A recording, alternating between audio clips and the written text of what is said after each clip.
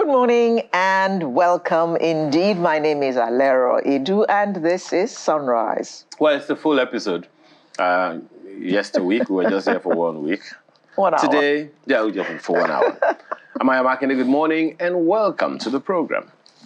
Yes, the reason for which we had only 1 hour last week was the PM. coronation. Yes. And what struck me about that coronation was I didn't see any photographers jumping all over the place, getting in your face and blocking their views. And I didn't see any. It was like only the people who were invited were allowed into the church and into the other ceremonies. There were no extraneous, okay, this is my ADC, this is my whatever, this is my whatever. It was all so well organized. It was like it was choreographed, you know? The way videographers and photographers jump in front of you and surround the place where the event is actually taking place, so that you, the guests, cannot even see what is going on in front. Well, Didn't see any of that. it didn't happen in Africa, so. What are you implying? Well, we love ceremonies. Well, Yeah. we do, but we have to see the ceremony, Well, not be seeing the back of the heads of photographers. you know what they call pomp and pageantry. That was it. Yeah, no. So you have to see it. Honorable Chief Doctor Excellency Obwefi, so, I mean, you don't call my name right. Who are you? I'm sending you a piece of paper, please. You only said I was a chief. You didn't put doctor and allergy. I'm professor. Put all of it, please. I think there were no protocols. No, you see, that's the thing. You see, it was all there, but it was not announced. Exactly.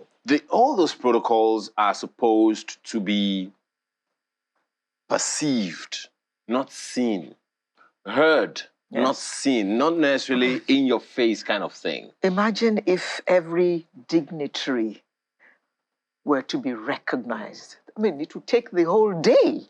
Because the heads of state. Yeah. And that sums up what... The House of Commons, the House of Lords, they were all there. The new Prince of Wales now, what's his name again? When he came on stage. William. When he came on stage, he said, King, country, and Commonwealth. Summed up everything. It's just your Majesties and Windsor. That was all. And well, that he didn't name everybody individually. What is wrong with us? He didn't name anyone. What is wrong with us? Nothing is wrong with us, Alera. I think it's just a lesson. We learn by the day, you remember? So I think it's just one thing that we need to learn. That, look, we can do this. Does my title make me?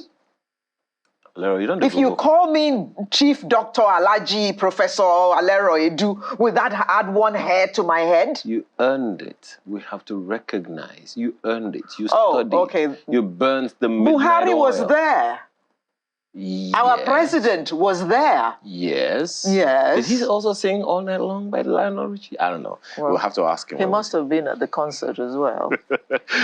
So and imagine how many other heads of states were there, and they were not recognized, as in their names were not called out.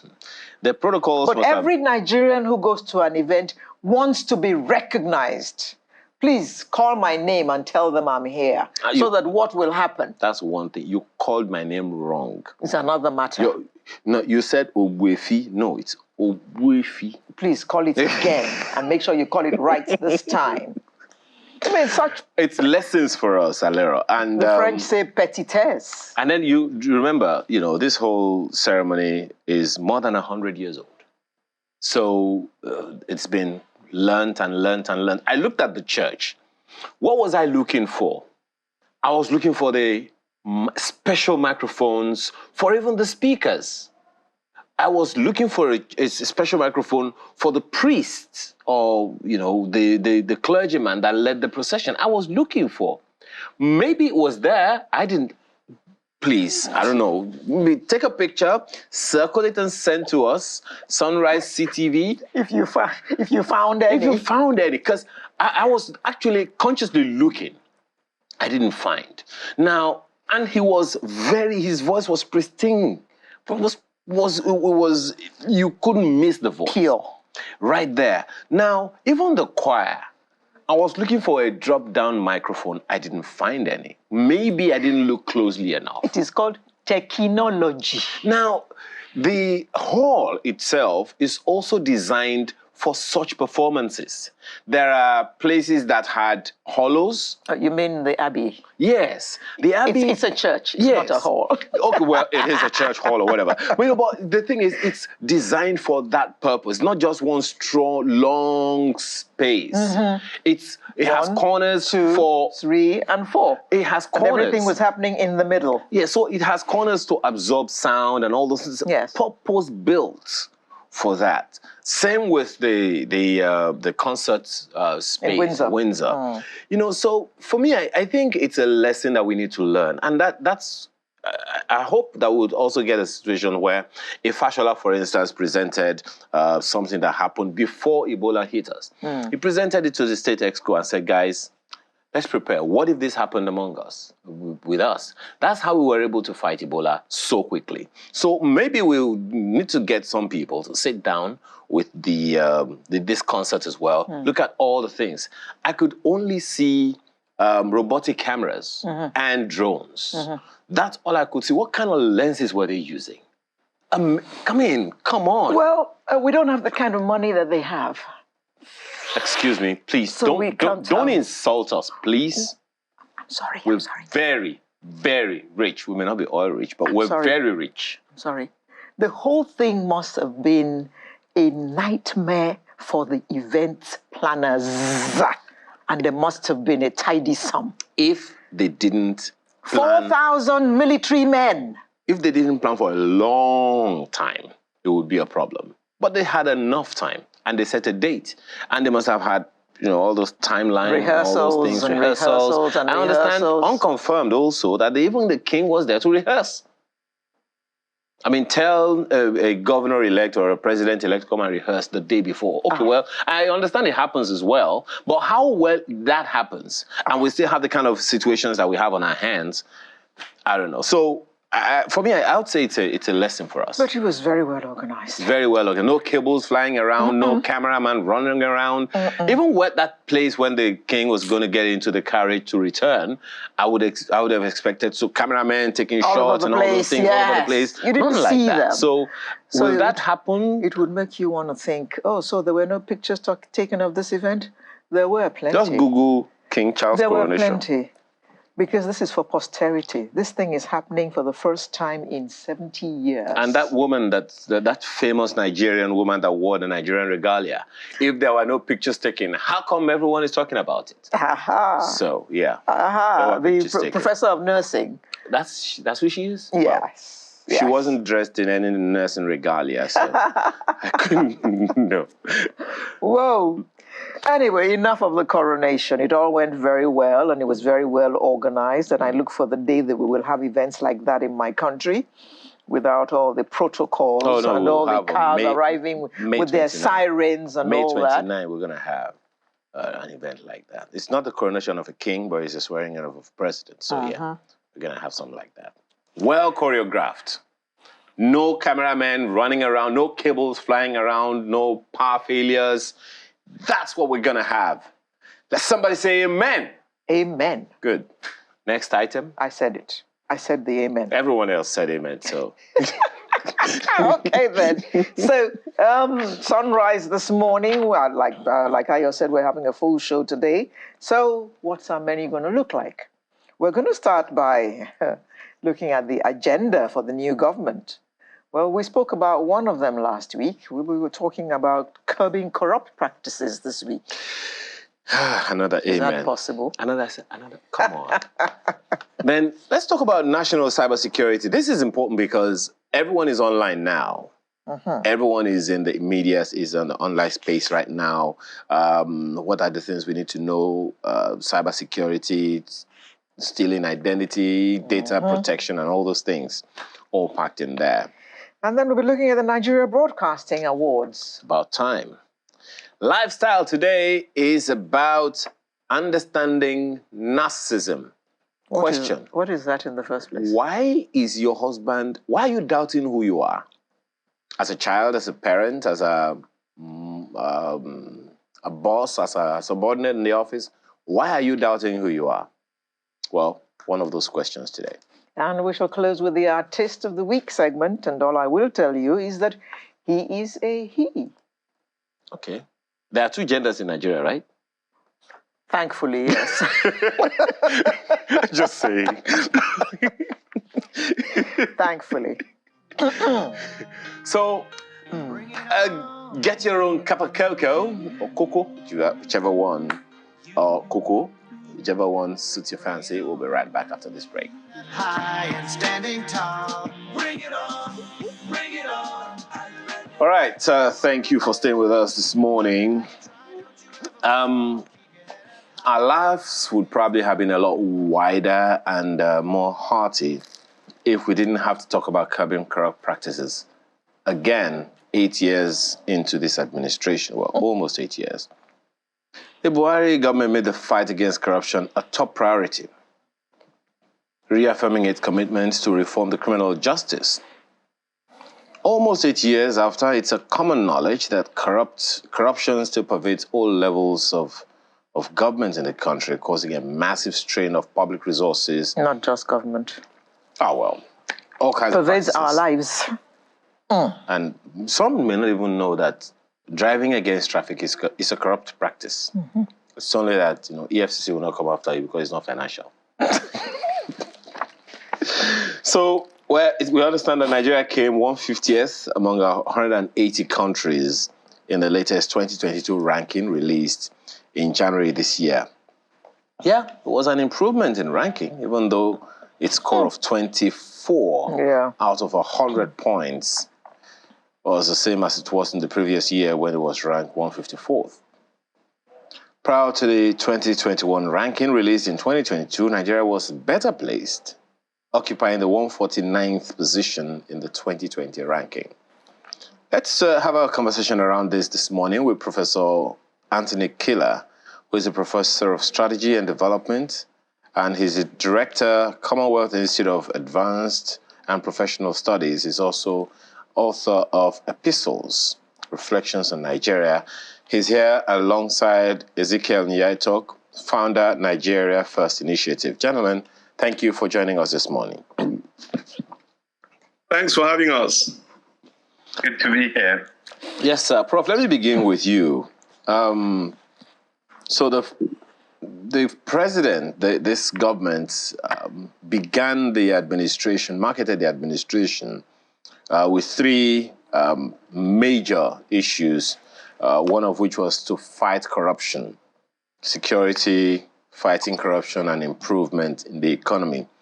But almost 8 years into the administration, what would your initial assessments be of how well the federal government under this administration has done in the area of fighting corruption? Well, I think good to be here. The short answer to that is that they've done badly in terms of fighting corruption. They've done badly on three fronts. One is in terms of expectation, the other is in terms of perception, and the third is in terms of objective measurement. The objective measurement is what you've quoted now, from the index of corruption, a global index that shows that we have not made big steps. You can't argue that. Well, some people will try to argue it, but that is not something you should argue. And we'll go back to how to deal with that. You cannot give them a pass because generally in the country, people do not perceive the country to be less corrupt. There's no sense of, we dare not do this anymore, or we do not need to do this anymore. So that's in terms of perception. Then in terms of expectation, which is the standard they set themselves, they have not met it because people were expecting a a candidate that was elected president, who seems to be the symbol of anti-corruption, a manifesto on a party that says, we are going to fight corruption. People are expecting that administration to do more than normal. Quite frankly, it's not a matter of whether you loathe or love, support, or disagree with administration. In terms of analysis, it is obvious that they've not done well. And what we can only hope for is that the incoming administration does better. Then we shall now go to how to do better later. Well, thank you. Let me take your first response, Mr. Nyaitok. You're a politician, and you are in opposition. So a number of people would naturally expect what an opposition politician is going to say from you. But if you can look at it from the political angle as well, whether or not it was just a campaign campaign ideology or campaign instrument, or it was something that was actually intended. A number of people will point to the fact that the first coming of the president as head of state, he showed signs that he could fight corruption, given what he did when he was head of state for about 2 years or thereabout. But in this administration, that was one of the things that the organization, the APC, was marketed with to the people. Do you think politically it was a strategy or it was just a campaign gimmick? Okay. First, thanks for having me. I would say again, it's always a pleasure to be here. You see, you started by tying my hands a little bit, putting me within the context of the political box. When you understand what politics is all about, you'll understand that there's something called campaign promises. That's what you sell to the people. And when you come and say, of all the problems in the world, I'm taking 3 things: corruption, economy, and insecurity. People now start to rate themselves. Somebody could have said ICT, could have said unemployment, so you start to ask yourself, what's my biggest problem? Where would I lean towards? And when you look at the 3 things, fighting corruption, giving us a buoyant economy, and then insurgency or insecurity, they were fantastic, kind of money, presentations that the public would buy. Now, when you fail, my brother Prof said they didn't do well. I would rather say they did woefully. It's let's just tell it the way it is. Because at the end of the day, take corruption, because that's what we're discussing today. Corruption, I honestly, sincerely, as a Nigerian, cannot really pinpoint 1, 2, policies that they have taken, that have addressed the issue of corruption decisively. A man like Goodluck Jonathan can say, look, the TSA was what I brought. I tried to bring in technology to take care of that. Now, this government is trying to reap where on a foundation that was sown by another. Yeah, you did well, but for goodness sake, acknowledge that somebody laid the foundation and it just came to do the superstructure. So in terms of what they brought to the table, because they said that what the other administration was corrupt, they said they were inept, they said they were clueless, but come to corruption again. A man like Abacha can say, look, I established the EFCC. Each government can say, this is the foundation that I laid to address the issue of corruption. I want somebody from APC to tell me, was it that of ethical reorientation, where the minds of the people were seriously attacked to see that corruption is something that is wrong? Imam Sak could have said, in my time, I tried to say this is what I did to reorientate the minds of the people. Goodluck Jonathan can say, I brought technology to be able to address these issues. Others can say, I brought policies. Please, what can this administration outgoing bring to the table to say, corruption was what we tried to attack, and these are the 1, 2, 3 things that we did. Even in perception, like Prof said, the average person thinks that we are more corrupt now than we were during the time of, President Jonathan. That was the epitome of corruption. So honestly and sincerely, I cannot really, on any score, either on policy or on program or on perception, I can't really say this is one area I can give them a pass mark. Professor, what would you say to those who say that our whole system is rigged for corruption? And what I'm talking about, for instance, is that 2 tomatoes are about 100 naira, yet your minimum wage is 30,000 naira a month. You pay your police like 50,000 naira a month, and you expect them not to be corrupt. Are you not asking too much of them? They're human. Well, so I don't know where Chief Mrs. Dr. Alero goes. I would like to go there to meet those kind of people, because that is a very high level of conversation. That takes us to the epistemology of corruption itself. Let me start by saying this, that the reason why I say this, that these people you talk about as special breed, is that generally we have sort of tossed the issue of corruption into one box, that of the judiciary, the legal criminal side. But if we really want to deal with corruption, we have to know that it's a multifaceted issue that has different dimensions. We have to look at it from the sociology, the economy, and yes, the criminal and the political side of corruption. So that means we have to take a new introduction to the object of corruption. And this is what I mean. We have to understand that what are the causes of corruption? I believe that corruption are caused by 1, scarcity, 2, uncertainty, 3, impunity, 4, discretion. Too much of discretion, which is linked to the uncertainty I talked about. Let's look at it. You bring the economic dimension into it. You know, if people are poor and they cannot afford what they need, that's a question of scarcity. They will be forced to beg, bribe, and steal. That is where corruption thrives.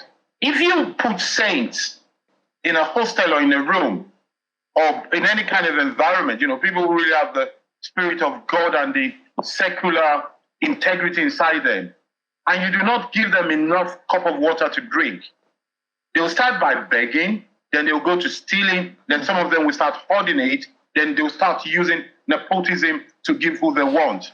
So to fight corruption, you need to put a system in place where there's a mindset where you decide from the onset that we want to build a society where nobody is that poor, desperate to have to sell themselves, to have to sell their dignity. No process is too unsure that you have to beg and bribe to get through. You see, in terms of, and so let's do the economic. In terms of people's wages, for example, why it's not generally enough, I do not, let me say something unpopular. I am not an advocate of increasing wages. That just brings inflation. I'm an advocate of increasing production so that the economic power of the money will be stronger, so that your 30,000 can actually buy a lot. You do that by increasing production, and you also do it by creating credit facilities, so that with your 30,000, you don't need to buy everything once. But you Prof, can buy 10 just things, if you can, and you pay 1,000 a month. allow me follow this up, Prof.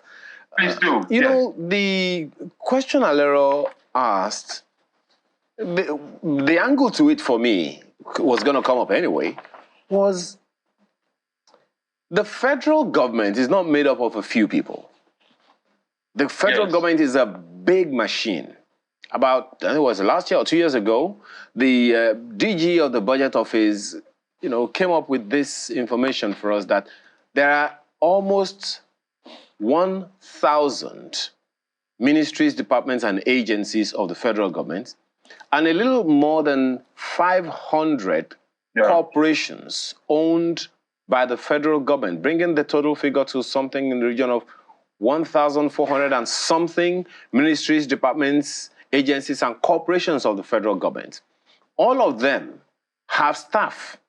This is what is called, this is the machine, the engine called the federal government. And they are populated by civil servants and politicians. The politicians are there in and out, Yes. 8 year stops at any given time. But the civil servants are the ones that are always there for at least 30 to 35 years. So I always usually, pose it to government. When we say government, who is government? Is it the politician that's going to be there for maximum 5-10 years? Or the person who is there for 20, 30, 40, almost 40 years, 35 years, or until the age of 60? So the question around that, Prof, is, so this engine of corruption has been there. And even though the government, I can't make a case for government because they made the promise.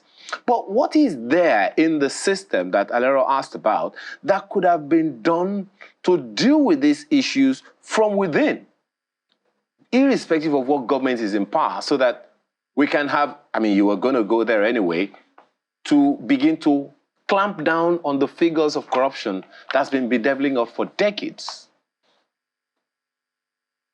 Well, you're all right. And, you lead us to the second point very clearly. It's process. Let's not deceive ourselves. No matter how many civil servants are, a lot, little, it doesn't matter. No matter how much people are in politics. Let me start by where you stop. Who is government? Government is people who make policies and people who execute it. It is very clear. I know the perception about civil servants. Actually, I agree with most people about them. But the point is this. Civil servants don't make policy. They implement it that might not help or that might help things. What we need to look at, the duty of politics is to set vision. It is a duty of politics to say that under my administration, I am going to set up a public service system that does not allow people to be begged or to be bribed. How do I do that? For every process, I will create a checklist. For every process, I will make the turnaround times transparent. So people will see so that you do not need to know anybody in that office. You go online and you do it. So you need a process that will be digitalized and decentralized. We need to bring in technology, and above all, there should be certainty. You need to know that if I want to get something approved, whether it's a contract, whether it's a permit, what I want to buy or want to sell to government, these are the 7 or 27 or 97 things I need. And once I have those things, I can be sure that my approval will be gotten. I do not need to beg anybody or bribe them. That is where to start from.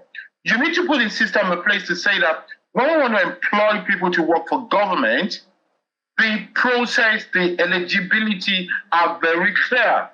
So you state it and you don't need to beg any head of service, any permanent secretary, or any director. That is the duty of politics. So regardless of how long people stay there, duty of politics is to set the vision, supervise, check, reward, and punish.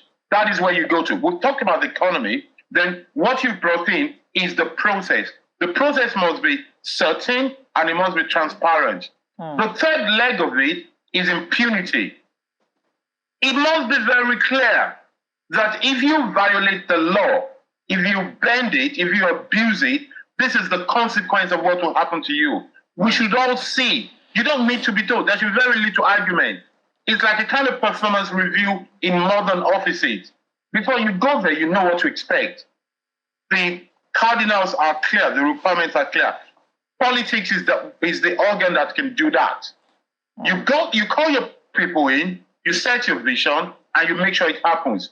I believe, for example, that we have enough agencies to manage corruptions already. We do not need more. If we're going to need more, there's only one agency I will advocate. One that is clearly dedicated to prosecuting political offenses. To say that the only reason why you can commit this offense is because you are in that office of governor, senator, councillor, president. Maybe we need that kind of office to deal with them. The other thing is this. I would make, for example, a law in this country that says that once you are working for government, whether as a civil servant, as an elected official, if you commit any crime, if you abuse the law, even if you die, even 50 years later, your estate will be responsible the day we come to investigate you. So there is no, I'm running away, or I'm retired, or it was past administration. It will be a continuum. Those are the kind of certainties that you need to do, coupled with, I repeat, reducing the need to steal, bribe, or beg. That is the way to deal with corruption. But let me say this by stop here. You started by talking about the coronation. Let us link coronation to the to the fight of corruption. You see, the reason why the coronation was so successful, so beautiful, so orderly, is that there was a vision behind it. There was not just event planners. There was a philosophy to say, what is this coronation is about? It's about making a philosophical statement to say that this is the oldest, most relevant throne and crown in the world. Let us show the world that we've got class, we've got knowledge. Let us show the world how things are done. Let us be seen as the best. It wasn't accidental. Somebody sat down, some people sat down and planned it that way. So if you want to fight corruption the same way, some people need to sit down and say, how do we deal with this thing? What are the causes? How does it manifest? What are the processes? And what is the output we want from it? That is the way to deal with it. Okay. Ezekiel, the president-elect hasn't said anything specifically about fighting corruption, but he did say this, and I'll quote him. If you don't want your judges to be corrupt, you've got to pay attention to their welfare. And I would like you to stretch that further. It is not just the welfare of judges that we need to pay attention to.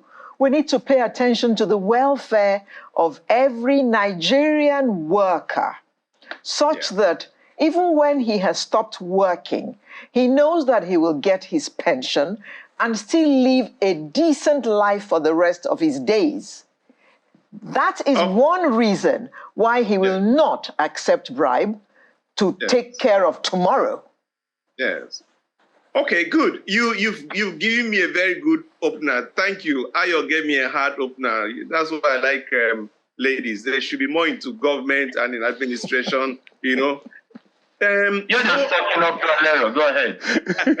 There are, in my own analysis, there are three types of corruption. Three. There's the corruption of need. There's the corruption of greed. And there's what I call the psychopathic corruption of need, of greed, of the psychopath. Now, the need is this worker you've talked about. I've worked for 30 years. I've been faithful, I've been loyal. I go back home. My son is sick. He needs an urgent surgery. And then I had this 150,000 naira of government that was in my custody. It is Friday. Now I have a choice. Either I run to the office, take that 150,000, let my son be well, and believe God that by Monday, before I go back, I would have returned the money. And the need drove me to do something that I shouldn't have done. Now, that person has done what he should have not done, but that is called corruption. But I define that as a corruption of need. The second person needs 100,000. He goes to take 2 million. I mean, let's extrapolate it. You know, that's no longer need. You are appropriating government funds of about 500 million. That's not need. That's greed. Okay? And then the last is the worst. An accountant general that has over 80 billion that he has appropriated. My sister Alero, let me tell you what a billion is. If you carry 1 billion and keep in your house, not bank, so that you don't get interest, cash, and you remove 50,000 every day you remove 50,000. After 50 years, you've not exhausted 1 billion. That's the power of 1 billion. After 50 years, you have not exhausted 1 billion. Then somebody steals 1 billion, 2 billion, 10 billion, 15 billion. Well, that's psychopathic. That guy is mad. It's insanity. So come back to where we are. Any government that's reasonable and responsible should move all the apparatus of government to first tackle the corruption of the psychopath. That's where our money is. How can EFCC be going for a problem of 10 million, 5 million? EFCC should say any problem, any issue involving less than 500 million, count us out. Leave that for the police. EFCC should be top heavy. They should be the real corruption czar. They should, because we have those people in abundance. I can tell you that for free. So let us tackle the corruption of greed, of the psychopath. And then also maybe come into the need, the high level of the need. When you start to do people, the court, go to our prisons or correctional facilities. They are littered with people that sold fowl, that stole fowl, stole goat, stole 10,000 naira. All the big guys that are sucking us dry are walking down the street untouched. Now, that is my own understanding of what the president has said. What he said is that meet the need of the man, and then we can attack the greed of the man and, of course, his insanity. Within that context, I want to agree with him 100%. And like Prof said, how are you going to tell a man whose salary government, in fact, as a matter of fact, anybody that is in government that has 3 children in school and then comes to work, that guy should be jailed because that guy is corrupt. Why am I saying that? We all know that your salary cannot pay your children's school fees. So people are doing things by the side. Leave them alone. Close your eye to it. That's the corruption of need. I'm not, you may say, oh, Nyaitok has come to sanction greed. I'm saying leave them for now. Attack the corruption of insanity or the psychopathic corruption, and then come down to need. By the time you're able to get the money from there, you'll be able to provide the social infrastructure that will make the good man who has his back against the wall to stay away from corruption. Professor, let me quote the president-elect again. Well, let me just say what he said. He said that he would fight corruption by focusing more on preventive measures if he elected. This was before the election. And then he goes on to say that he would streamline the civil service to fight corruption, reduce bureaucracy in government agencies, and decrease inefficiency and waste. Can you please translate all this into English for us? Let me start by saying that Akidedi Eaton has constructed the concept of tolerable corruption. My view is that the way not to jail people having 3 children or coming to work, I don't know what he wants to jail them for, is to make sure they don't need to pay so much for school fees. Let the state school work. Let the church school work. Let the government make sure those schools work, because people are paying so much for education when they shouldn't. Whilst we're waiting for government, let individuals, let parents and old students and people living in the community go and help their school so that they take ownership of it and they don't need to pay so much. Let them go back to giving yams and mobile phones to their teachers so their teachers will not need to steal and take time to teach their children, and private school will not be so necessary. At the moment, private education is essential. It's not even a luxury anymore because the state schools have failed, not failing. That's on one side. On the other side, I think the position of the president-elect is very clear. It's a very good position to say that I am going to deal with the causes of corruption by eliminating it. I'm going to make sure the civil service or the process of government works. That ties to what we were saying earlier on. You deal with the need, you deal with the process, then let me add, but you also need to deal with the punishment. Because no matter how much you give people, some people are just bad. That is what Architect Nyetok was calling the psychopathic corruption. There are some people that, even when they don't need to steal, they will still steal. But the point, though, is that when we talk of his case, of that man who has 100,000 of government money, and out of need, he goes to take it. My position is that, A, he should not have access to taking it at all. Exactly. Because if he needs it, he doesn't rush to the bank where he doesn't work to go and get other people's money out. We should block that. So that's the process. Number 2 is that we should take away the need for him to need 100,000 for going to hospital. We should have health insurance. We should have government hospital that work, so that when you get in, what they ask you for is your ID card, so that they can trace you tomorrow, not money. There's another issue, and this comes with governments and government.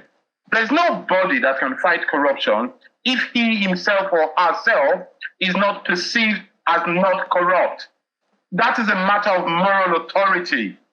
You cannot tell a smoker to lead a motivational class that will stop you from smoking, because he might light a cigarette while the class is going on.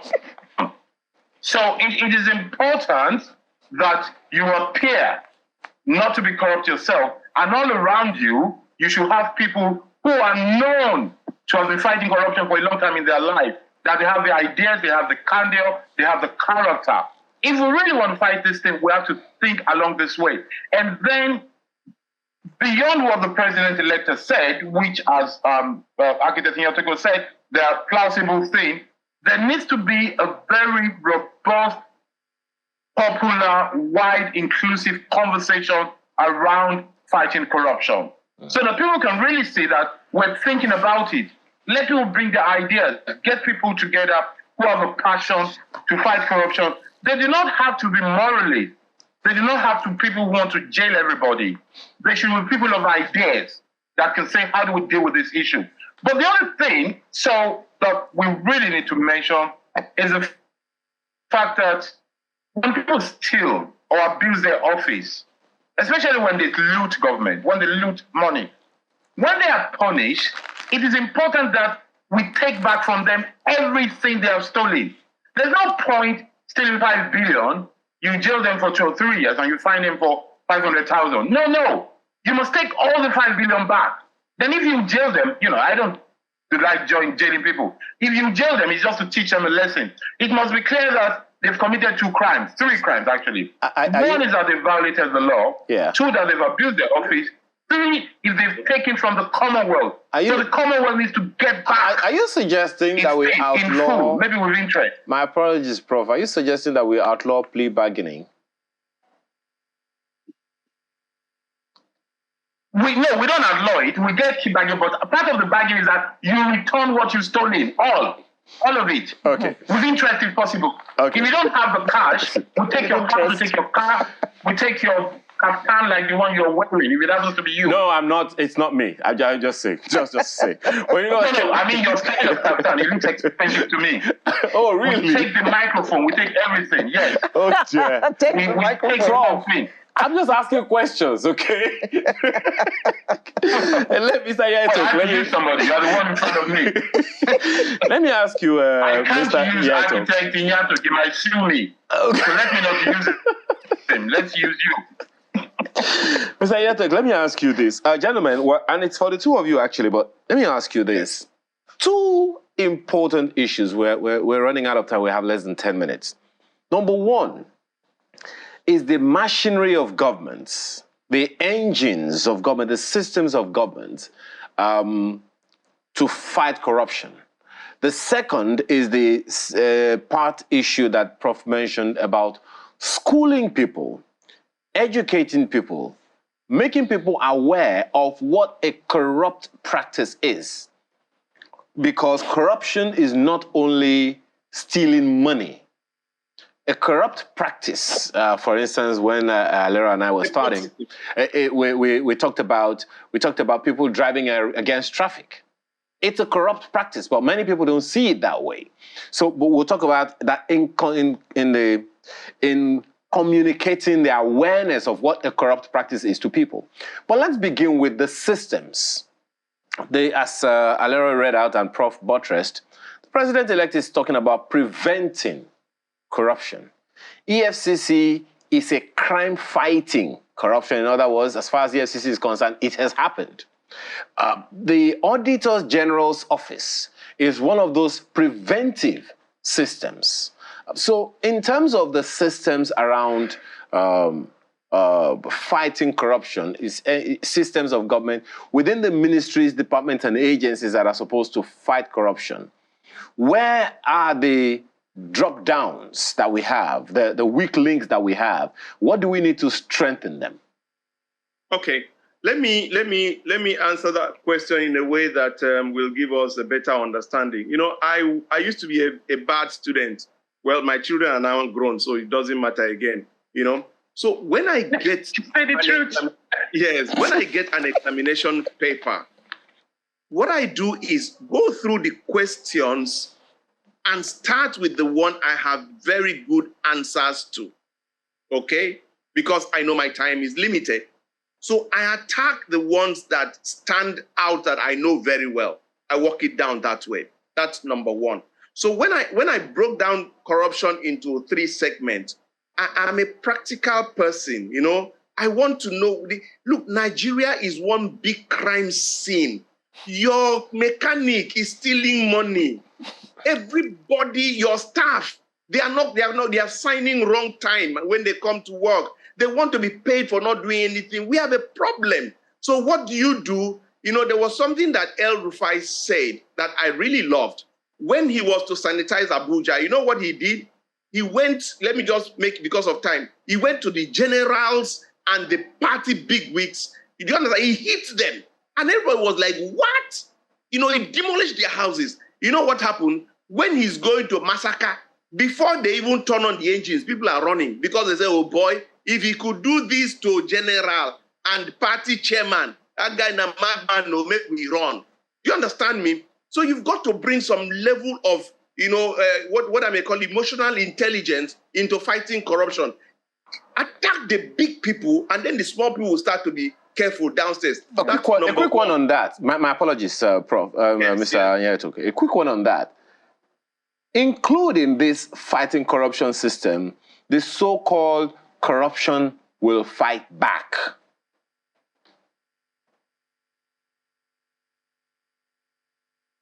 Oh dear, I think. Oh dear. Yeah, Prof. Please go ahead and try to respond to that question as well. The engines and systems that are supposed to be preventing corruption as opposed to fighting the corruption, and then that popular, you know, slogan made more famous by Dr. Mr. Konjo-Iweala, that corruption fights back when you're fighting it. Well, let me use this opportunity to say that everybody is a known troublemaker. Whatever he does, he's always making trouble somewhere or the other. And yes, the symbolic message of going to the top matters. But corruption fight backs. Corruption fight backs because you're frameable. You know, the whole point of the general vision is one. We all agree as an administration that we want to fight corruption. So we're in need together. It will fight back if part of the people in your team do not agree with you. So leadership is crucial. The other thing is that corruption will fight back if there are loopholes. So this is why we talk about the idea of, you know, the grand norm, the call it in law, the foundational moment or the foundational philosophy of fighting corruption, the epistemology of corruption, to say that we as a team in government and together with the people decide to really understand corruption, decide to think of how to fight it, knowing fully well that it will fight back. That's part of what you think. You just need to factor in. Just because corruption fights back does not mean that you're not going to deal with it. You know, even headache fights back, toothache fight back. But you put a medicine that is bigger than what is fighting you. Okay. If somebody is fighting you, but you, hopefully, you're going to have a leader that will listen to you. And you will report them in a very detailed, documented way. Okay. And whilst we're at it, let's give responsibility to the press as well. If a case of corruption is reported, the press reports it. I argue, don't report it one day and go away. Diarize it and go back 30 days to say, how far have we done with this case? So that nobody can sweep it under the carpet.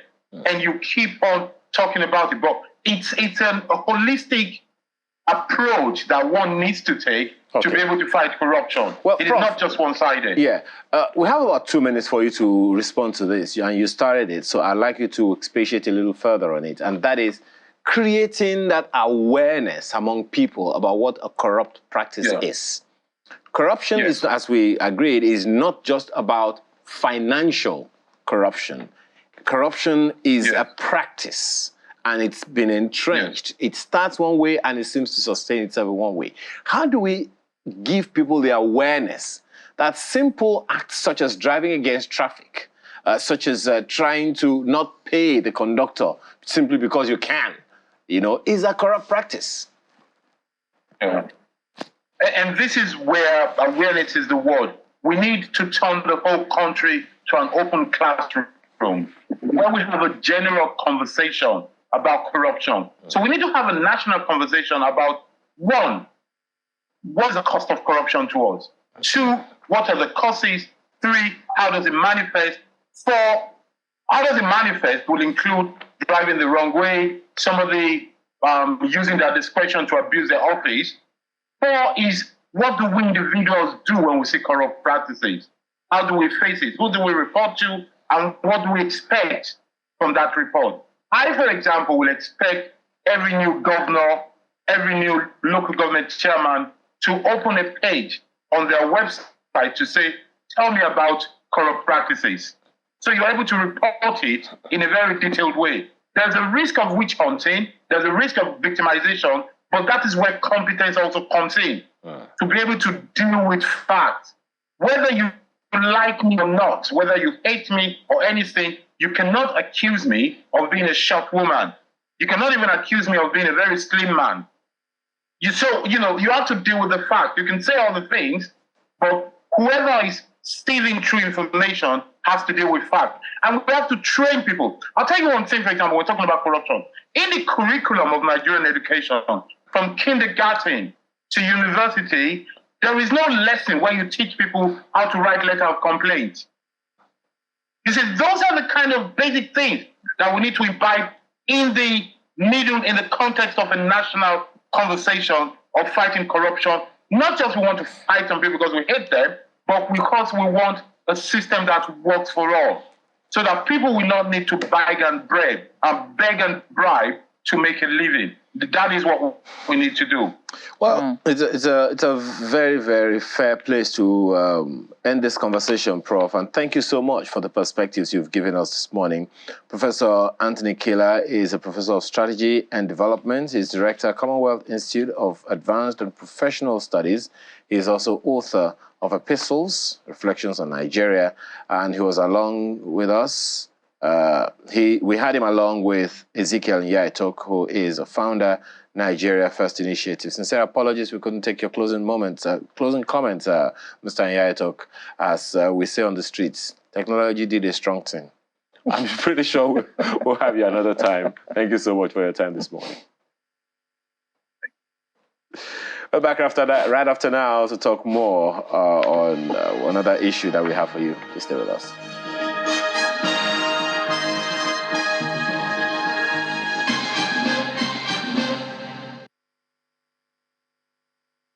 Thank you for staying with us. Now let's look at cyber security.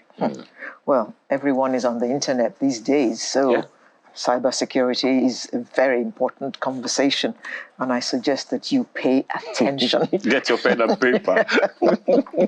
The National Cybersecurity Policy and Strategy, NCPS, of 2021 is said to be a framework that aims to strengthen cybersecurity, governance and coordination, and foster a trusted cyber environment that optimizes Nigeria's cybersecurity readiness and coordination capacities towards addressing the nation's cyber risk exposure. I'm sure you heard about government's systems being hacked. That should make us sit up, wouldn't you say? The new policy is a review of the 2014 edition of the same, designed to realign the nation's cybersecurity efforts to effectively confront the dynamic and emergent nature of threats in the country's cyberspace. With over 104 million active internet users, wow, 104 million of us. How many countries is that? Good question.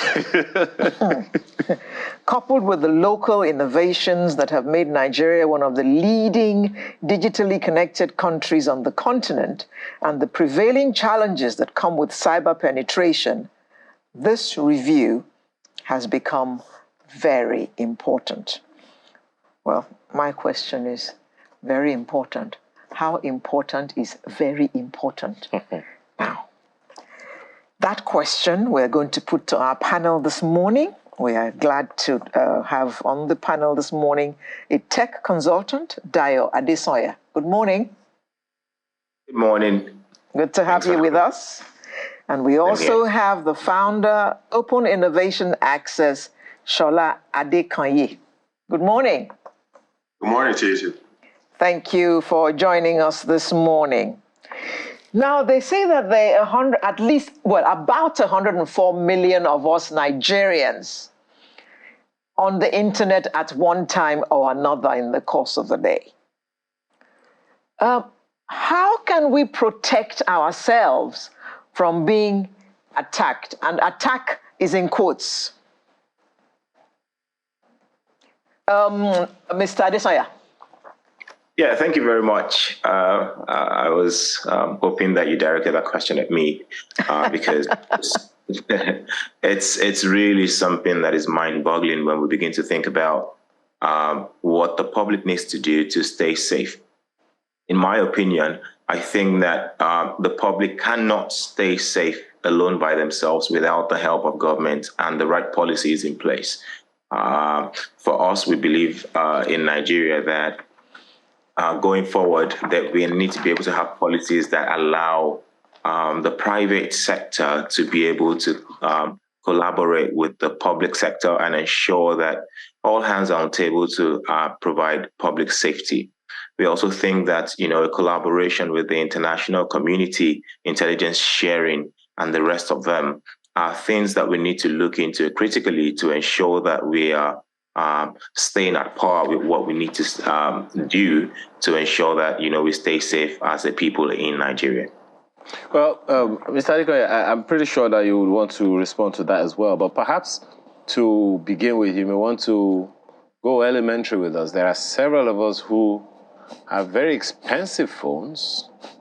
I'm pretty sure that some have already pre-ordered iPhone 14.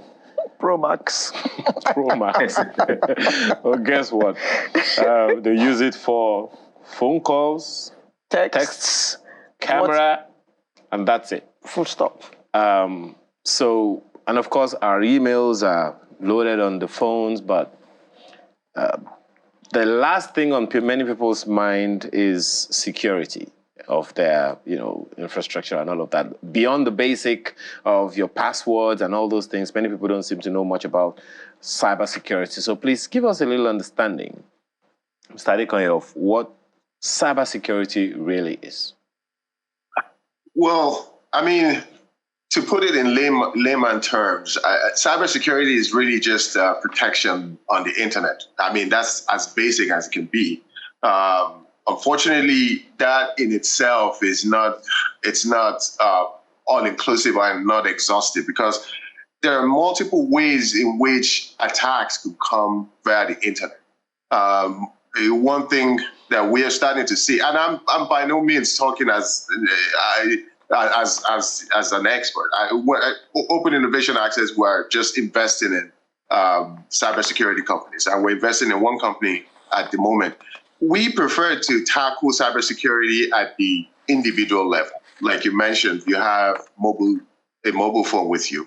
Unfortunately, with the increase in mobile technology, cyber attacks are only going to increase with that, because cyber attacks are just ways that criminals attack people online by disguising these attacks in forms of what they call phishing. But we're not going to go into the technical terms, but sending certain links that would release viruses onto your property, either phones or emails, and then as a result, stealing all your information. It could be financial, it could be personal information, and anything else. So in that case, without the necessary awareness on the part of the user of this mobile technology, anything could come through the phone.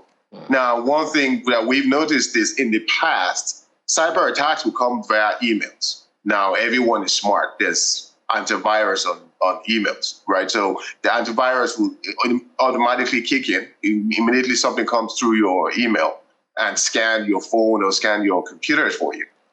But what we've also noticed recently is that there are more attacks coming via SMS now, and they are disguised because banks send you text. Many institutions will send SMS to inform you of one thing or the other about updates or anything else about their organization. Cyber criminals have also devised means to attack people via SMS, and that's one area that hasn't really been protected enough, I would say. So the level of attacks is only going to increase, unfortunately. Like I said, with the increase in mobile technology, cyber security is just how do we ensure that we safeguard ourselves as we get on the internet. The solution is not getting on the internet. We have to get on the internet because, if we want to be an advanced economy, if we want to be a digital economy, we have to get on the internet. So that solution is not getting on the internet. The question is, how do we protect ourselves while on the internet? Well, so even telling yourself that you're not going to get online simply because you're afraid of being attacked is like saying you're not going to get out of the house simply because you don't want to be hit by a car. But to perhaps a further understanding for people, how vulnerable are we in terms of awareness? I think the awareness quotient, I think, is something that we need to even ask questions around, Mr. Adekoye. How aware are the 104 million active internet users that my colleague here mentioned earlier? How many of these people are aware of such a thing as online protection for themselves? And the level of awareness. Yeah, go ahead. The level of awareness is so low, it's mind-boggling.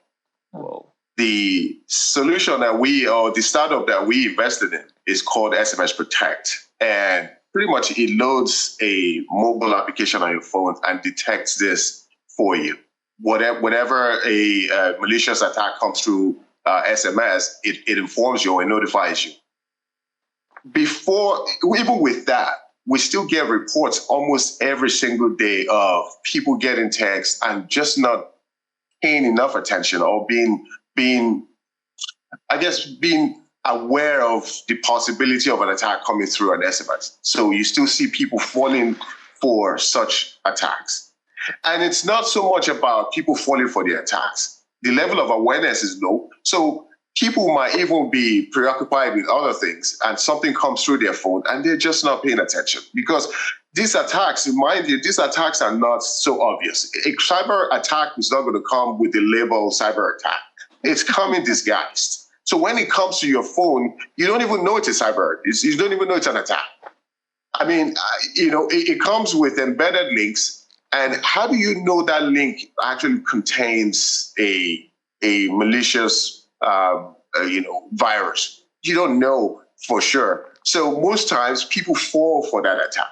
They click on that. So on one end, the level of awareness is very low. If you ask a layman out there, the understanding around cybersecurity is so low that many people don't have any clue around like what it means, talk less of protecting themselves against it. So this mobile app that we released out there, even with that, people still tend to want to fall for the attacks because the mobile application notifies you when an attack comes to your phone. So you are supposed to make a decision at that point whether or not to click on any links or to even open that SMS or just delete it altogether. But people still fall for that. Interesting. You still find people falling for that because awareness is low, but then the consciousness of it is also very, very not there yet because it's new to us. If awareness is low, how can consciousness be any better? Well, let me ask you, Mr. Adesoya. The reason we are actually bringing this up is just for this, because, I mean, just as you said, these things are going to get only worse. But let that be that information out there to everyone watching that these things do happen. These things do exist. I think that is the beginning that we need to look at. Mr. Adesoya, so now we know these, My colleague mentioned the other time of government online infrastructure being attacked. We heard in the course of the week as well of a higher institution whose website was also attacked. And that attack presupposes vulnerability of the students, vulnerability of their parents' data, and, of course, vulnerability of the school itself. We've heard of attacks on banks in the same country. So what do people need to know? How do you identify an attack? We'll come to the part where government has its work cut out from the National Cybersecurity Policy and Strategy that Alero talked about the other time. But let this awareness begin. What do people need to know? How do you recognize a cyber attack? Thank you very much. So if we begin to dig down on cyber attacks, you'll be surprised that there is more to talk about on the non-technical side compared to the technical side. I'll go with the non-technical side. Thank you. Yeah, thank you. So I was just gonna dig down on the non-technical side, because on that side, in the world of cybersecurity, there's something we call social engineering, which is what the average Nigerian calls 419. Those things do not come with links. Those things, they reach out to you via the internet and try to cajole you to be able to get certain details from you. That's on the personal side. On the corporate side, what's the culture of work like for the tech experts that are supposed to be manning these systems? Because the culture is very dismissive of the impact of cybersecurity or cyber breaches, as it were. When you begin to look at the cost of recovery, and you begin to look at the cost of the embarrassment of the brand, and the data of the students, and the customers that are involved, it's way more expensive than anything else. So I think that at the basics, we need to change the culture around believing that, it's just data. Because many of these organizations pick up alerts before these things happen, and they decide to just ignore or think it's just a hoax. Having said that, when you begin to dig further into the reasons why these things happen on a large scale, you find out that they're using softwares that have just been outdated, softwares that they're supposed to do regular updates on, and they've forgotten to do those things, or they just ignore them. Also, the cultures of using very, very easy and guessable passwords. These are things that, we need to change at the culture level, at the personal level. And my apologies, Mr. Adesanya. I'd like you to be a little more direct with people.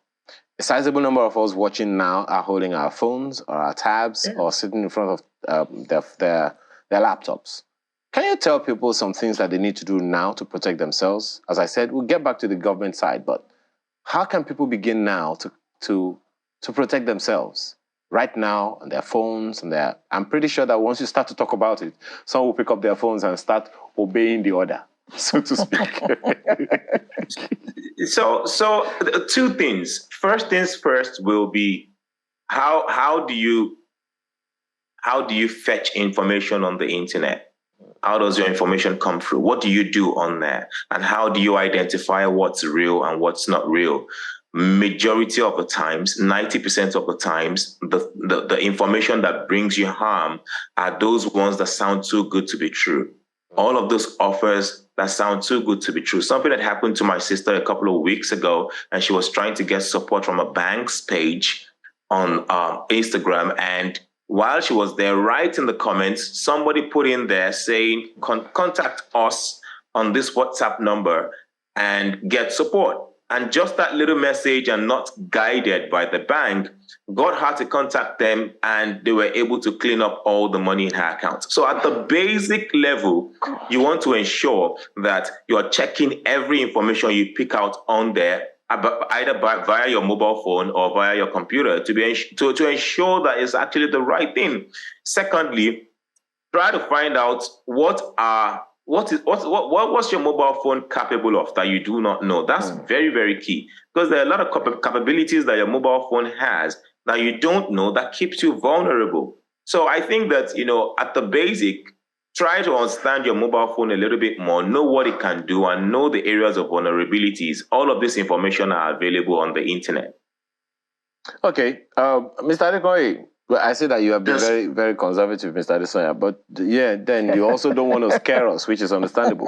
Well, Mr. Adekoye, so let's go to the corporate side, which Mr. Adesanya began to talk about.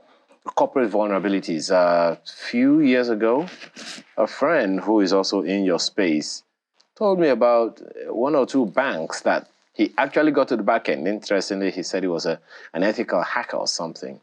Got to the back end of the bank and told them, guys, I could clean up, but he didn't do it simply because he's an ethical hacker. I know he doesn't do it because he still pays rent. Otherwise, he would not be paying rent right now. So what are the vulnerabilities that, I think Mr. Adesanya spoke about, the slow response of some corporate organizations. My Alarom talked about government organizations. And I think if you can, help us to understand that. What are the vulnerabilities that these corporate organizations have? Because that's perhaps the reason why a significant number of government processes are not digitized. What are the vulnerabilities you see? So the main, I would say the largest or the biggest vulnerability is the people. Because many times, probably, 8 out of 10 times, attacks will come through to an individual within the organization, either someone within the IT department that might receive something and then accidentally clicks on something, or something that comes through. And I'll give you a scenario that happened. An employee of the bank receives an email.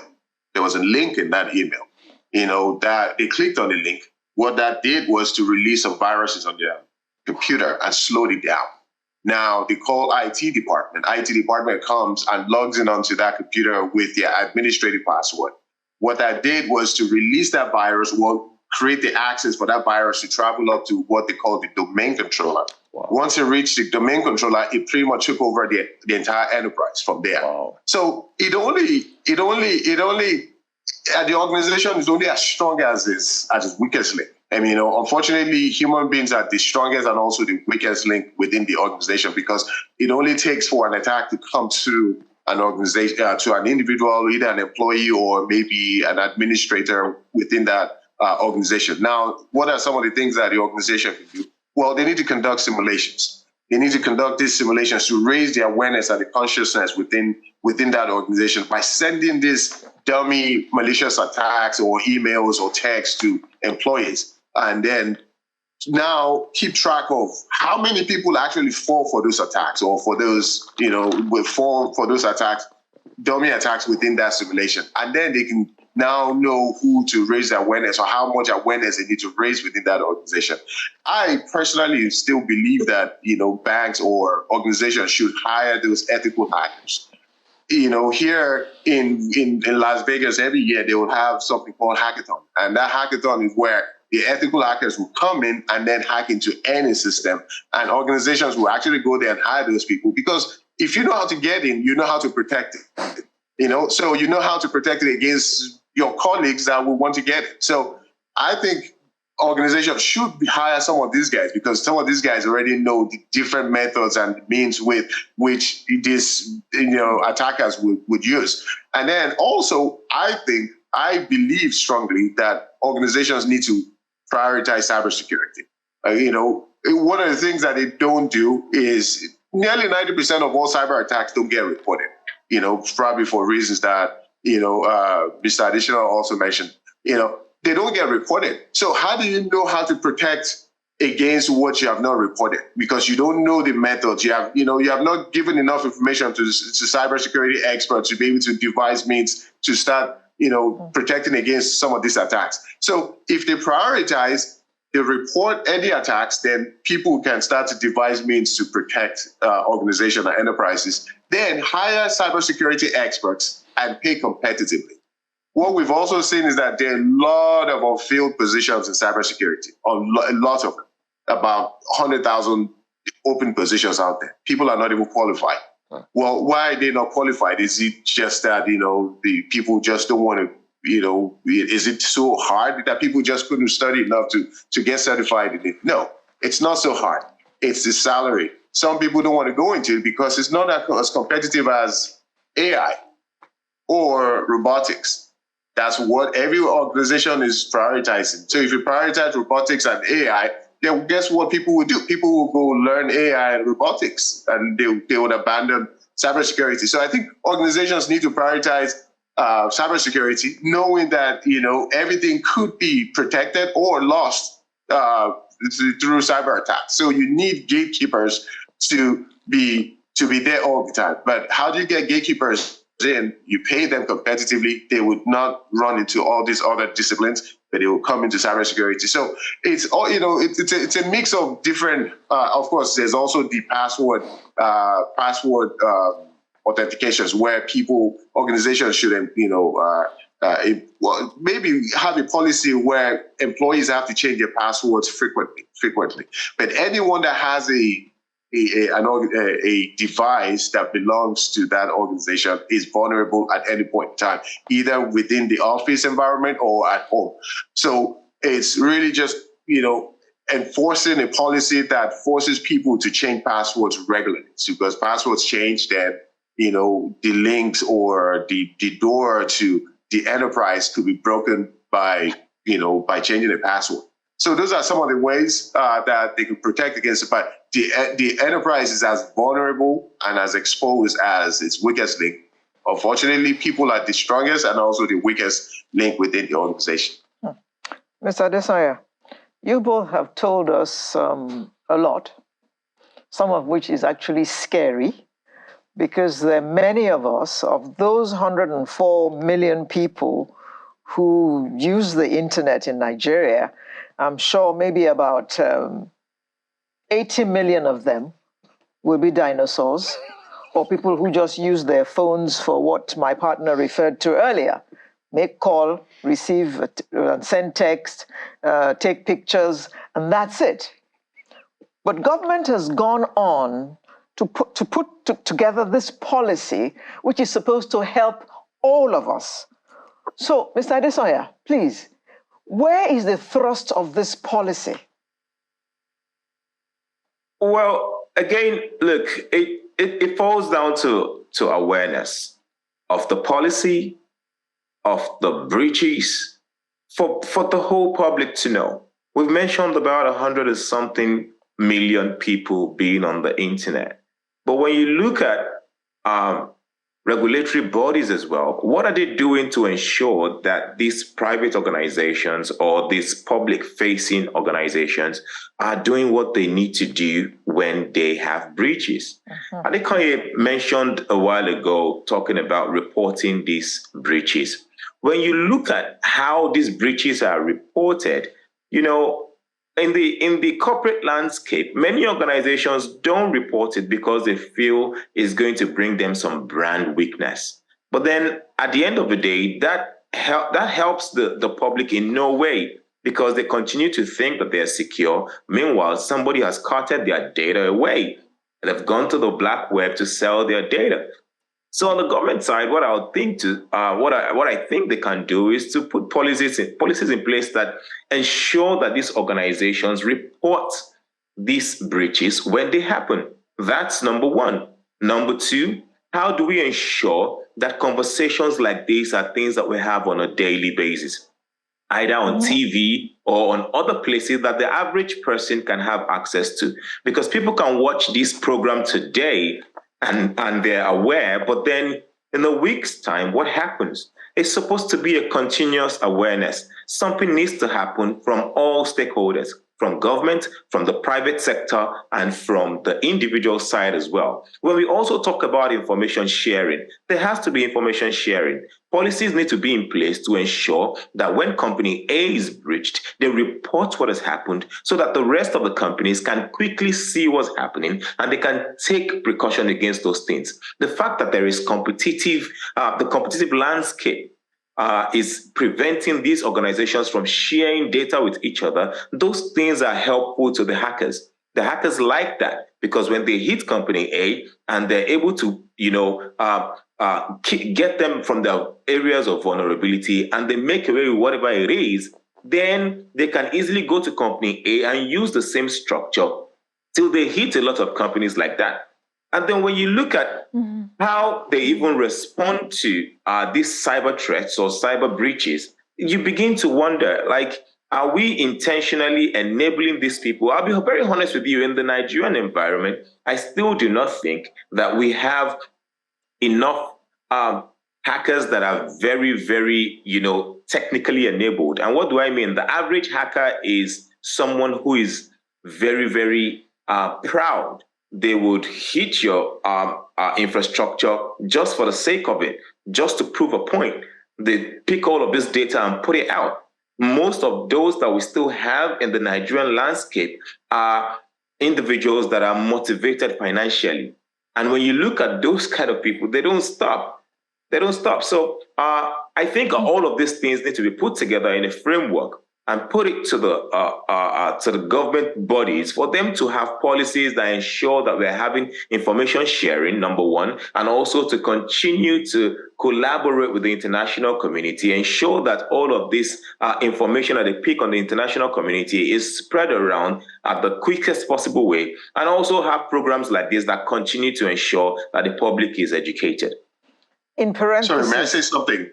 May I add something to what Mr. Adesanya just said? Yes, please go ahead. So if you look at the 5 pillars of the policy, you'd see that pillar number three is identify, investigating people and bringing them to justice. Is there justice against people, cyber criminals today? That would be the question. Because if there's no consequence, then why should people stop? Yeah. So if there's consequence, then it will curtail it. People will stop because they know if they get caught, then there's consequence. So they would, some will refrain from it. But I think that would also automatically just kind of, reduce the volume of attacks, because today the volume of attacks is growing by the day. We get reports all the time, and they're mostly coming via SMS to the individuals. And I don't know how the government cybersecurity policies can really help the individual. Yeah, maybe organizations, but at the individual level, I don't know how it helps at that level. But if there is a legal framework that brings people to justice, then it also curtails it. It makes people refrain from just getting into this act. Mr. Adesanya, in parentheses, if I were a hacker, for instance, what would make me decide I want to be an ethical hacker? If I can break into people's systems, either for money or for the heck of it, why should I decide that I can do it, but I will not do it? Thank you very much. So let me set the scene here, right? There are 3 basic types of hackers. We have the black hat hackers, which are the bad ones, right? The ones that we're talking about today. We have the white hat hackers, which are the good ones, the ethical hackers. And then right in the middle, we have something that we call gray hat, which is someone who might be a bad or a good person. And then based on what they want on a day-to-day basis, they just stay gray, right? So an ethical hacker will most likely stay ethical if we begin to double-click on some of the things that, Mr. Adesanya has said.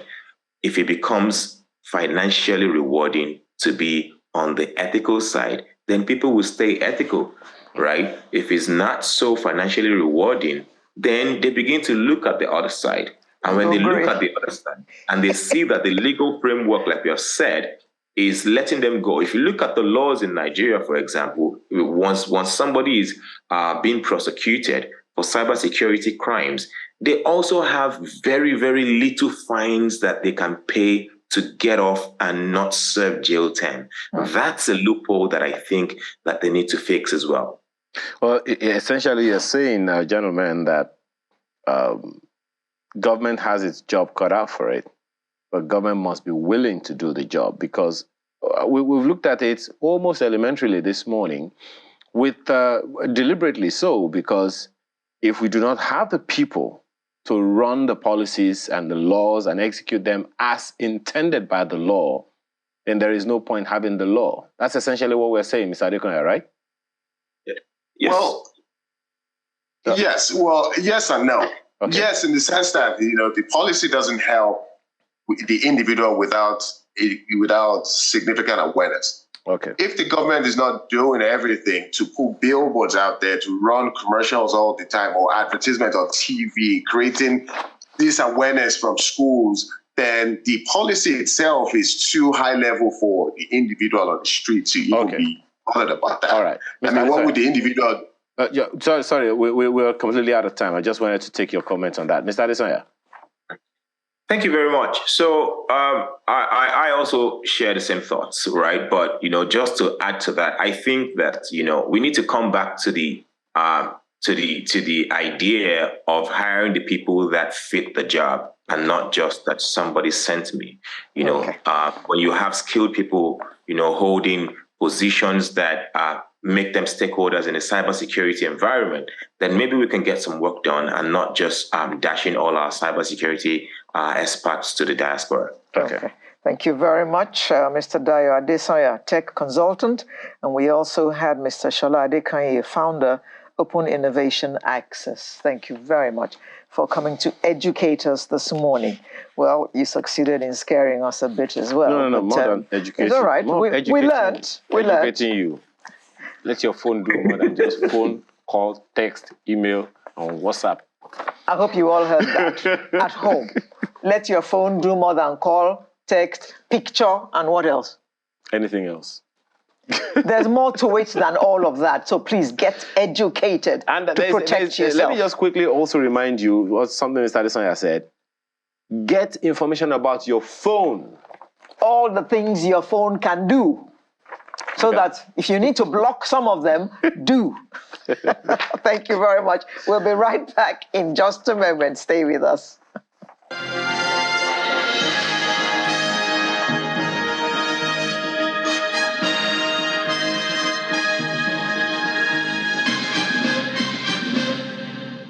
Put your hand go up, your name go open doors. You self go be a boss. Now, I was tempted to first of all give you a time check. The time is 25 minutes to 11. But hey, that's what broadcasters do, right? And a number of that is going to be on display in the course of the week, and that is what we want to talk about. So if you're a broadcaster or in broadcast practice, and you're looking forward to that golden statue on your shelf or wherever you want to put it, in your office or at home, this segment is for you, because Nigeria's broadcasting space always brims with talents all across platforms, most of which have not actually received their due recognition. So the Nigerian Broadcasting Awards, TNBA, is the broadcasting industry's gold standard award platform that recognizes and rewards professional excellence and impact on society. TNBA seeks to imbue broadcasting professionals with pride in their craft, in projecting the Nigerian broadcasting industry as one committed to continual improvement of standards. Let's get more on that this morning from Dr. Yemisi Bangboshe, who is Executive Secretary, Broadcasting Organizations of Nigeria. That's him right there. He joins us from our studio in Abuja. Doc, thanks for joining us this morning. Thank you. Good morning. Thank you for having me this morning. It must be exciting planning and putting together this awards for you. It's a long time coming, right? Yeah. Yeah. Okay, so the build up to it, let's start with that. The build up to these awards for you, what has it been like? What are some of the things that people would be curious, because everyone is going to see the pomp and pageantry on the day. What are the things that you found in the build up? What's the excitement that people have expressed, especially broadcast practitioners, and what are they to look forward to? Thank you very much. Let me first say that this award is to reward a cognitive domain, not to attack the domain. You remember that just a couple of minutes ago, those cyber security professionals, they were talking about attacking the domain in terms of the internet and cyber security. But this one is to even reward the cognitive domain of broadcasters. You know, working in broadcasting industry requires a lot of inputs. A professional should be able to know a little bit of everything. Seeing you every day, discussing about various topics, various segments of economy. You should know about a little bit of what is happening in the education sector, health sector, cyber sector. So you see that those in broadcasting, they apply their cognitive domain in such a way that it helps society. So this award basically is to reward that domain that they have been using to satisfy the public at large. Build up to this award. One thing that is very, interesting about it is that when the call for entry started, actually last year, precisely, the publication was made September, 31st of August last year. The way and manner broadcaster responded to that call for entry actually gladdened our hearts. The total number of entries that were received, was so exciting, because many stations, in fact, nearly all stations across the country entered for one program or the other. That shows that, yes, this is what they have been waiting for, to celebrate excellence, to reward performance, to let people know that, yes, some people are there, outside there, some people are there, even within the organization, that are watching you. They are looking at what you are doing. The public is there looking at what you are offering to the public in terms of education, in terms of information, in terms of entertainment. But nobody has been able to give them this recognition. And now we are able to discover that this award is bringing everybody back on the track, to know that people are watching them and they are equally willing to show the excellence in each of their production, in each of their newscasting, in everything that they do on daily basis. And another thing is that the percentage of how to determine the effectual winner is not limited to the practitioners alone. It's equally extended to the public. And the number of the people that are voted, according to the information, because I'm not a member of the judges committee, and I know that there's a technical committee monitoring that, but my investigation reveals that a lot of Nigerians have voted to really determine who is going to win. So that is something that is that has gladdened our hearts, that public are actually watching, monitoring stations, and they have interest in equally determining who will win this award. Is a fantastic experience that we have had. Dr. Gwangwashe, what were the entries like? Were there loads and loads of entries? Did the stations show as much interest as you had hoped when you were at the planning stages of this?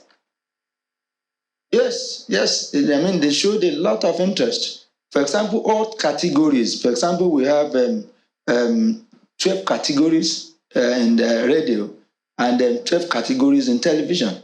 They all entered for all those, the categories, stipulated. For example, we have those that entered for the best television station, best television, production in documentary, that is in radio as well as in television, best television production, English show, best television production, indigenous language, a lot. So we received, entries from everywhere, from all stations across the country. So they responded adequately to the entry call, and they participated as expected. There's something that you said that's both interesting and curious, is that the judgment of who wins what award is not just left for professionals, it's also left to the voting public. There are those who would wonder, how is that going to play out? Because it's pretty easy for anyone to get so many people to vote for them in this tech age. But how will that play with professionals? What if we have more votes for someone that the judges consider not good enough or not as good as the person voted third or fourth? You see, the fact of the matter is that the way it is designed, the technical aspect of it has taken care of that fear. Okay. And again, the professionals that are in that judges committee have the prerogative of 60%, while the public has prerogative of 40%. Okay. The way the website was designed, the way the voting was allowed to be cast, is such a way that they'll be able to determine effectively by the time they collate everything together. I think all those fears, they have been taken care of. Okay. I'm not a technical person, and I do not. I'm not in that particular department of this award. Okay. But I know that all those areas has been taken care of very well. The professionals, the judges have 60%, while the public has 40%. Hello. Yes. I'm thinking about the far-flung radio stations and television stations who may have programs that they think should compete with programs from other stations. Does the number of the viewership count? Do you understand what I'm saying? Come again? I'm thinking about the far-flung radio and television stations who will want to compete with the big boys, as they say.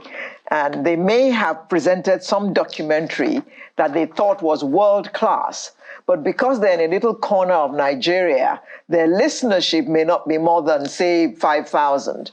So how does that kind of station compete with, for instance, Federal Radio Corporation in Abuja, which has a viewership of hundreds of thousands? Does the listenership or the viewership matter? Yeah, it matters. And that is why it has been structured in a way that they are allocated even at the local level. We have productions in local languages. We have production in English. We have production in local language. So all those areas were taken care of by the steering committee and the judges committee when they are putting together the entries. So, and let me tell you, this era of technology has made everyone that has interest in any station anywhere to actually listen to that station. Recently, I was outside the country and I was listening to stations in Nigeria, and I was far away in another country. So, there's that opportunity through Radio Garden and some other, online possibilities that you can use to listen to your own radio station anywhere. I won't be surprised even if people outside Nigeria also cast votes for their stations. We'll come to how people that we are doing. We'll come to how people will cast their votes, because that's also very, very important. But in response to Alera's question, you just responded to part of this question. The question of what criteria should the entrants for the awards be looking out for? It's not just enough for you to be able to speak good English and turn your voice and all of that. What are the criteria that the judges and the public should look out for in determining who a winner is? So that the entrants, the people who are putting in their entries as well, will look out for those things and try to meet those standards and qualities.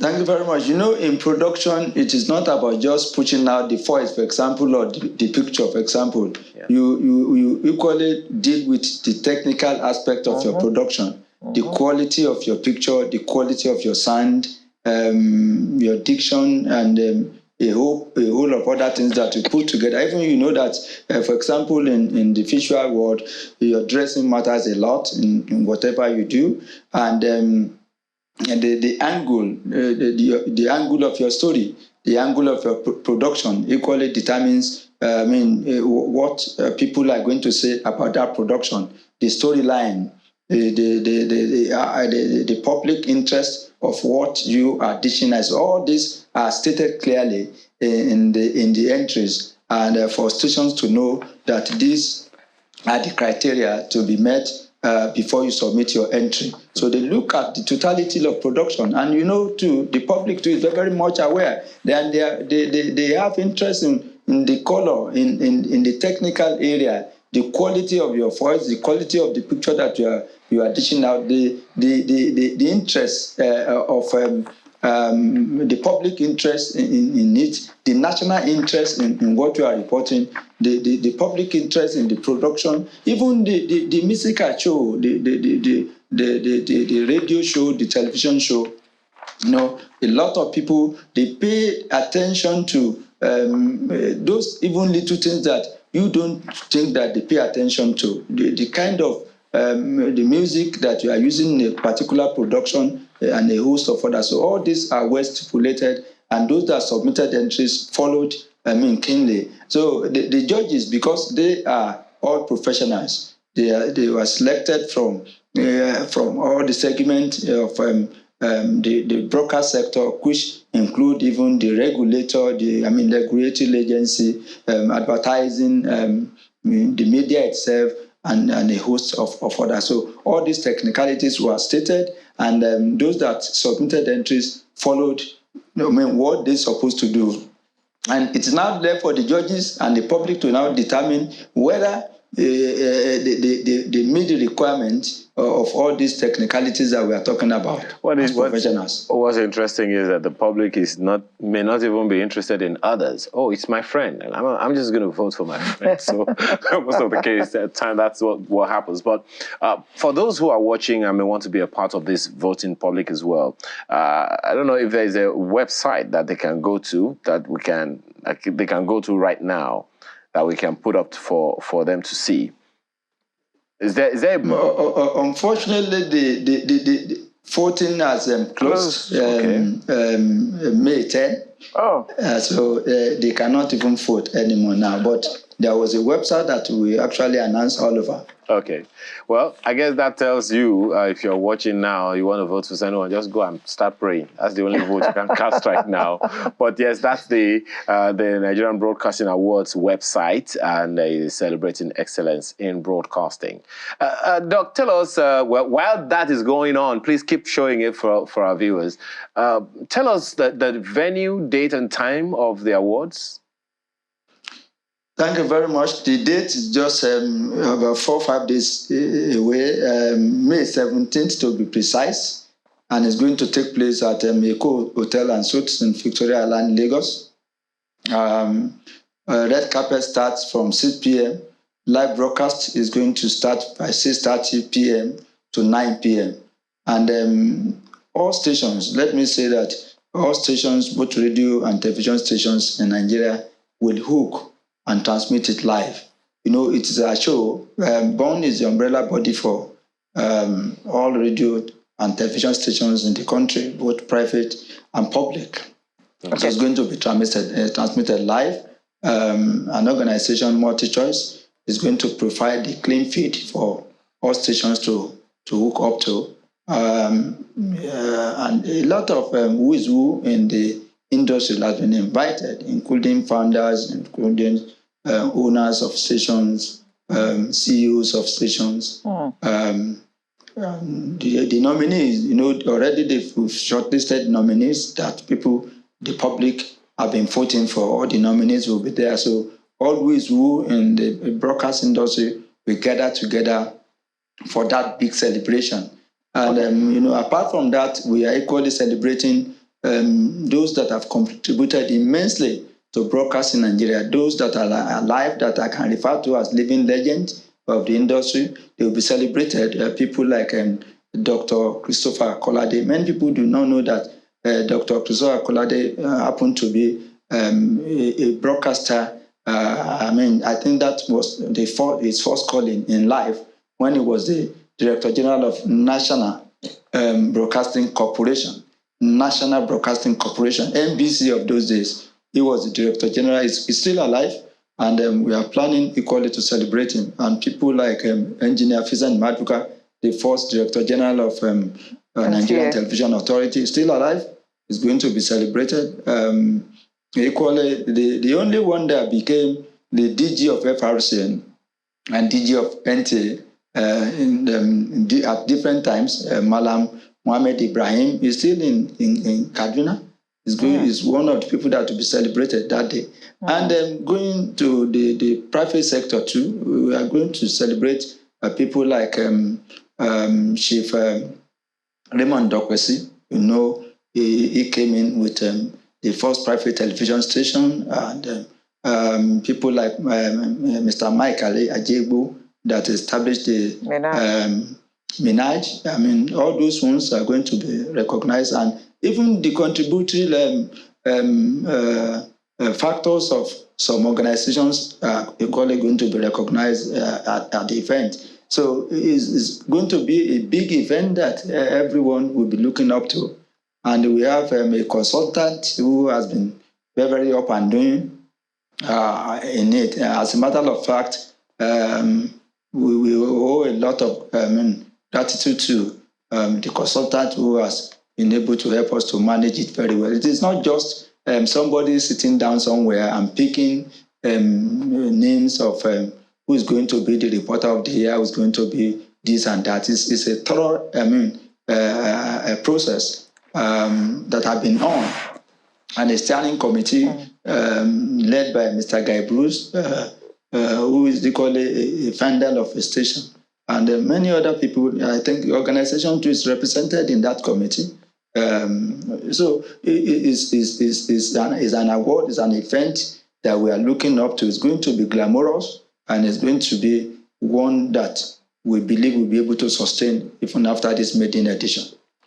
So what are we expecting at the event, apart from the presentation of the awards and the recognitions of the people you have spoken about? A lot of entertainment. This is our show, broadcasting. When you are talking of entertainment, you are referring to broadcasting. Most especially, so a lot of musical show that you feel you relax. You not even want to leave. But the period is going to be just only 3 hours. But that 3 hours we think is just 30 minutes because of things that have been packed together that will happen there. And I'm very sure that you'll enjoy it. You'll enjoy it. That's one I can promise anyone. It's not just all commerce event. People have been invited. It's broadcasters event. And we've notified the stations, and the station will be the one to actually, bring those people that are coming. So it's not an event that everybody. No, the gate is not open to everybody, but it's open to those that have been invited to grace the occasion. Yeah. A quick one, Dr. Bangboche. I see that on the website of tmbawards.ng. There's a place for sponsors. Is it too late for sponsors to come? I believe we know all the money we can get. No, it's not too late. Not too late. And I don't just want to mention the sponsor that we have here already. Okay. That was why I said the consultant, in conjunction with our chairman, this idea of the whole this award came from the campaign promises of the chairman of BON, Mr. John Ugbe, who actually promised when he was going around that the broadcasters are going to be celebrated. And so they've actually worked to make sure that they get sponsors for this award. But we are still expecting more. You will get value for your money. You get value for whatever you put into broadcasting, because it's going to be transmitted live by more than 300 stations. Which means that even in abroad, because anytime you go abroad, you watch many of our television stations there. I don't want to say, but I know that at least everybody knows that Channel Television, for example, is watched across the globe. Mm-hmm. So, and you can imagine if you now put your products on advert on just very small time, you can see the level and the leverage that your organization is going to. So you can still contact us on this, and it's still work in progress. Well, thank you very much for that one. But just a quick one to many people. Of course, as you can see right there, if you want to make inquiries, just go to tmbawards.ng. On the sidebar, you'll see sponsorship, and you go there. You'll be able to pick any of them and make the necessary inquiries. Dr. Bankweshe, you said that in total there are about 12 broadcast practice awards. And you have also mentioned, because I see that on your website, there are 12 awards for radio, 12 awards for TV, and 2 categories for general. And you've talked about lifetime achievement, and all of that. Some will be asking questions even around posthumous. Oh, yes. Okay. Now, some would be wondering, is there any space for broadcast practitioners who do not have any broadcast platform right now where they're practicing, but they are online? Is there any thinking for that in this maiden edition, or is still to come? No, the entries was open to everyone. It was not limited to those that are working presently in radio or television station. We made it clear that even if you've been practicing broadcasting before, but you are still there and not at the staff of any on payroll of any organization, but you are on your own, they equally submitted entries. So we've taken care of that, and the future too will equally, take care of those people. And those notable broadcasters that have served in various capacities, and the A's broadcasters of those days, they have been invited to be part of the show. On their merit, because of what they have put into the industry. And like I said, equally those that have departed the world, we are equally recognizing them through their family members. Ambassador Sheikh Mulushola is going to be, celebrated. Although it's late, but the family will be there. Mr. Kunle Olasokwe will be there. A host of them that were penciled down to give that Dairu Modibo will be, the family will be there to receive the award on his behalf. Chief Mike Enauro, the family will be equally be there to receive the award on his behalf. So it is open. We are not trying to limit it to those that are alive, and we are not limiting it to those that are working now. If you're a broadcaster and you still have productions that you feel that, yes, you can put in and people will know and then vote for you, we took care of that. And I know that in the subsequent edition, that will equally be allowed. I want to thank you very much, Dr. Yemisi Bankweshe, for this, for throwing a lot of light on this one. And for those who will not be able to attend physically, well, now you know. Live. We were able to see it all live, the way you saw the coronation. And there is a lot of expectation from broadcasters on that. Dr. Yemisi Bankweshe, Executive Secretary, Broadcasting on the Organizations of Nigeria, thank you so much for what you're doing for this industry. It's a long time coming, and we all can't wait. Thank you again for your time. Thank you very much. All right. So when we return, it's time to talk about people. Which people? After now.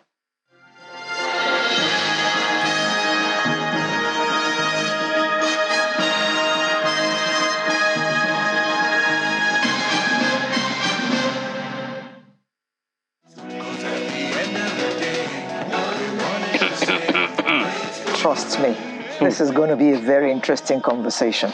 And provocative and challenging and anyway, let's get into it. They say we all have some level of healthy assertiveness and a desire to put our needs first. In other words, all of us have small narcissism. Narcissism inside us.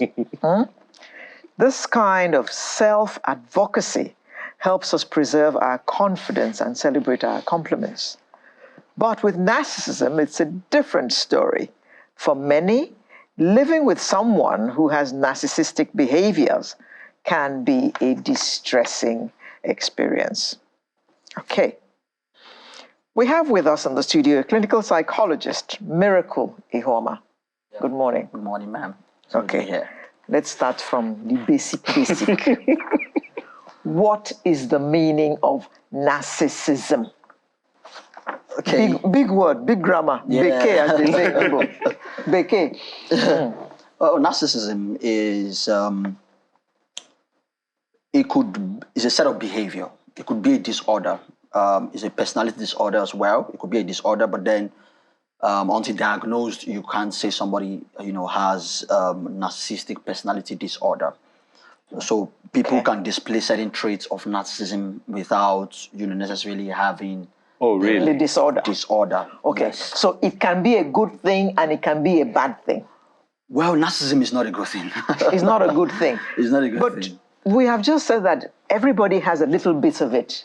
Yeah, but for instance, the way we actually diagnose in clinical practice is we use what we call diagnostic statistical manual, where a set of criteria must be met before you can sufficiently say this person has this particular disorder. So the same for every disorder, including narcissism. So for narcissism, there are about 9 traits listed in the DSM, right? And a person who must be diagnosed as narcissistic or having narcissistic personality disorder must meet at least 5 of those criteria before you can sufficiently say they have a narcissistic personality disorder. Miracle. Yes, if I begin to have self-esteem issues, yes, I think I am below everybody and I hide my head all the time. Is that what you prefer? I want to be able to hold my head high, but it doesn't make me narcissist, does it? Yes, it doesn't. It doesn't make you. So what are these criteria? You said there are 9 of them. Yes. And so once anyone begins to demonstrate 5 of the 9, they're diagnosed. The red flag is there. Narcissistic person as having the narcissistic personality disorder. What are some of these? Okay, some of these traits include people have this disorder are envious of other people, and then also expect that other people will also be envious of them. That's one of the criteria. So if I'm envious of you and she's not, the person expects that or feels that other people are envious of them. The same way they are also envious of other people, what other people have, because the general notion or the general theme of narcissism is over-bloated sense of self. That's the general theme of narcissism. A person who feels like they are more important than every other person. And all attention should be on them. Exactly, and all attention should be on them. And when all attention is not on them, there's a problem. There's a problem. So from that particular theme, they now have different expressions or different branches that leads to the same tree. For example, is the envious behavior just talking about now. So they are envious of other people because, and that is coming from the perspective that they must be the ones to have everything. Everybody must look up to them. Right? And everybody must envy them. Yes. So that's why they also envy other people who they feel are better than them. Right, that's one. Another trait is haughty behavior. So they are people who are naturally egoistic, proud, so they have a sense of superiority. But they feel like other people, they are better than every other person, right? So there are people who also lack empathy. Oh, wow. They lack empathy. So they're not a saint. Yeah, it doesn't, because it's about them. It's about them. So a narcissistic person, for instance, can talk about how healthy he is in front of a sick person. Wow. He can talk about how well he's flourishing his relationship in front of his ex, so that they know that, okay, without them, they are doing much better. That's another trait of a narcissistic behavior, right? There are many others like that. Let me try to give an example of a couple. Of a couple. Of a narcissistic person in a marriage or a relationship. Okay, a narcissistic person in a relationship or in a marriage would feel like they are better than their partner. So they would do everything possible to make sure that their partner sees them as superior in that relationship. So if the partner that is not narcissistic is earning a better pay, it's a problem. That's a problem, because they want to be better than them. And they have an overbloated sense of self, so that when you don't even have that perception of them, they're surprised, they're perplexed. Like, you don't see me this way. Like there's something wrong with you. There's something wrong with you. Like, are you seriously thinking that I am at that level? So they are surprised and perplexed that you don't also see them the way they see themselves. I've also heard the word gaslighting thrown around that personality as well. Exactly. What is that? They make you feel small. They make you feel inferior. They make you feel like you are not good enough. That's why it's very difficult to please a narcissistic person, right? If whether in a relationship, in a parenting relationship, if they are parents, for instance, they put a lot of pressure on their children, right? If they are a partner as well, they put a lot of pressure on their partner to live at par, and everything is about them. So even when they do things for their partners, it's about them. It's about how they want other people to see them. That's why they will do things in public, so that other people can like them, other people can see them, other people can defer to them. It's about them. It's not because they like the person. It's about them.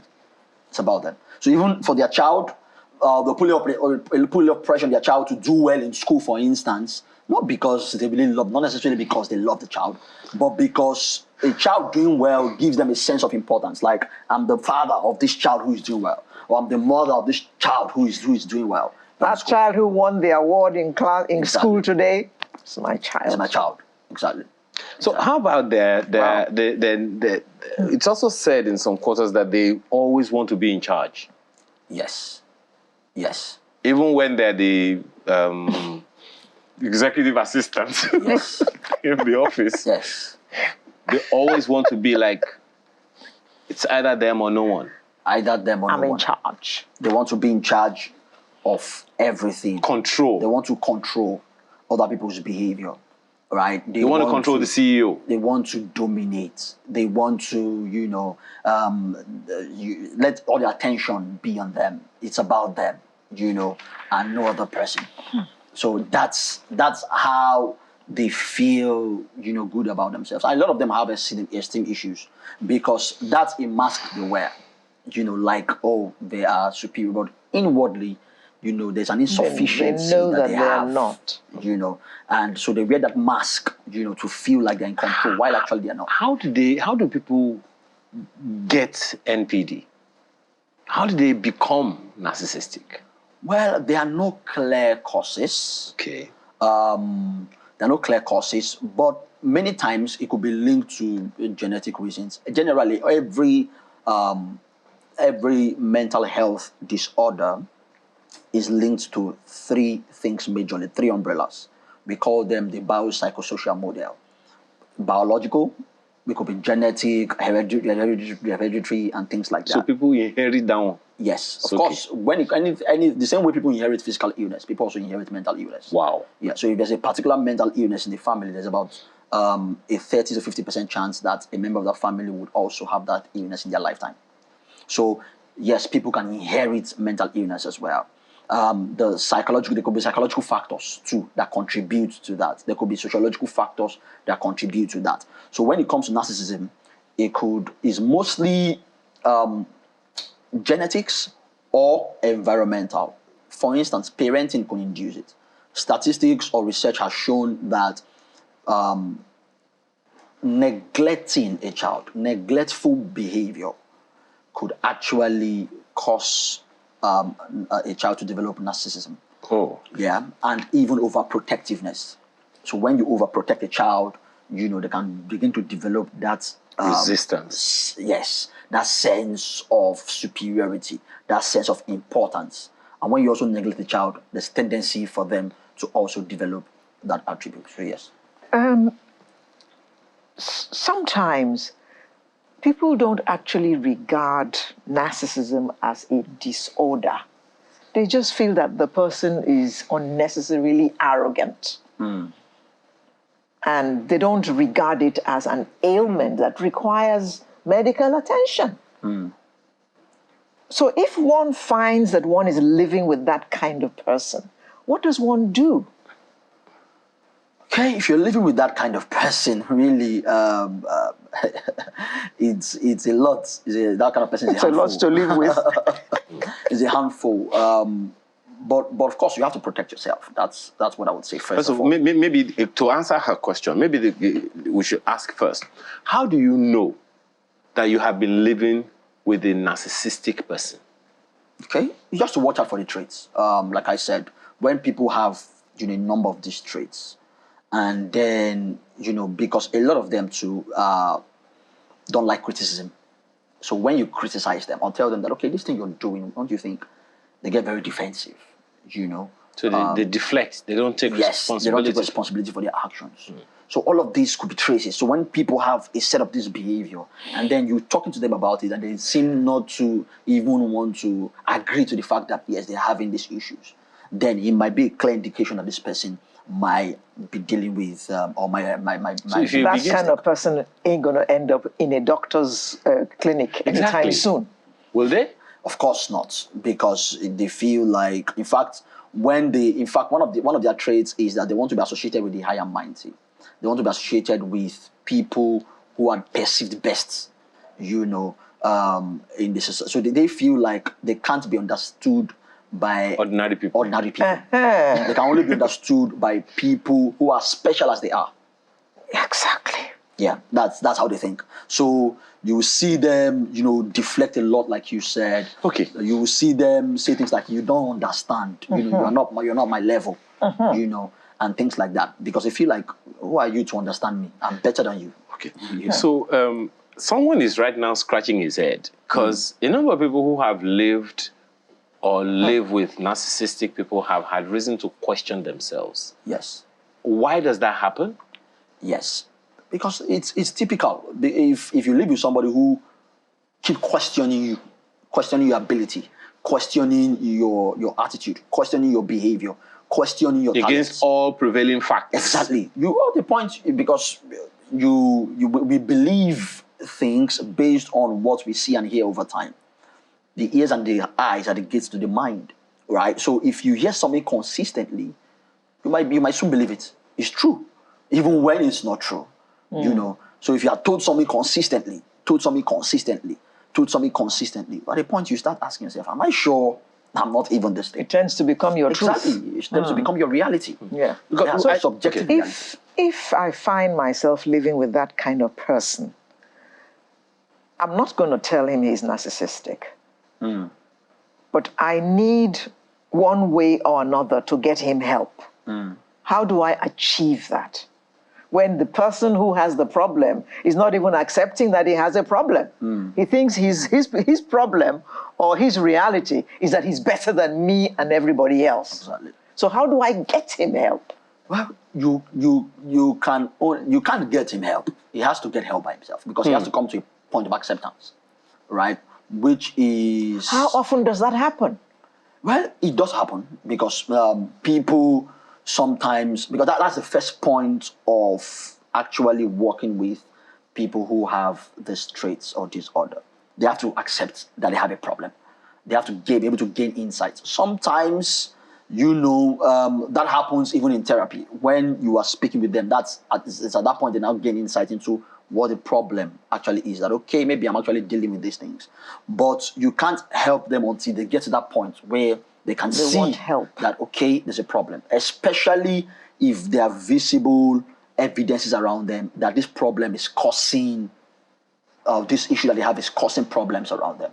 Then they might now be able to come to terms. Okay, maybe because many times they'll have issues with relationships, with their partners, with, colleagues at work, with your neighbors and things like that. How does one even get to marry a narcissist? I understand that there's this thing they call love bombing, that they also use it as well.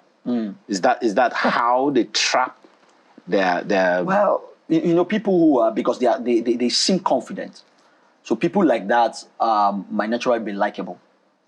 So when you see somebody who is confident of himself, who speaks highly of himself and things like that, you might not know that, this person is narcissistic. has mental illness.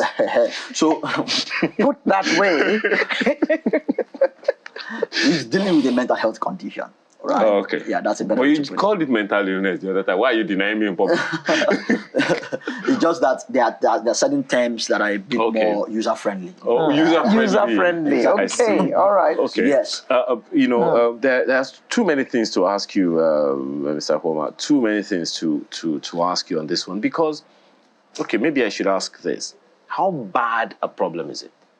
How serious is it in our society? We know, Alera just told you the other time that in other parts of the world, it's easier to say you want to go see a shrink. But in our part of the world, it's a shrink kind of problem. So how often does that happen? Yeah, I tell people that mental health awareness is evolving in this part of the world. Right, we're not there yet, but we are better than we used to be. People are a lot more aware about what is going on, about mental illness and mental health and things like that, and they're coming to terms. Right, it is quite different because now narcissistic personality disorder is grouped under, because when it comes to mental health and mental health conditions, they're actually grouped, on categories, different categories and clusters. Personality disorders is a group on its own. That's where narcissistic personality disorder falls. And one thing about personality disorders is that it is the most evasive.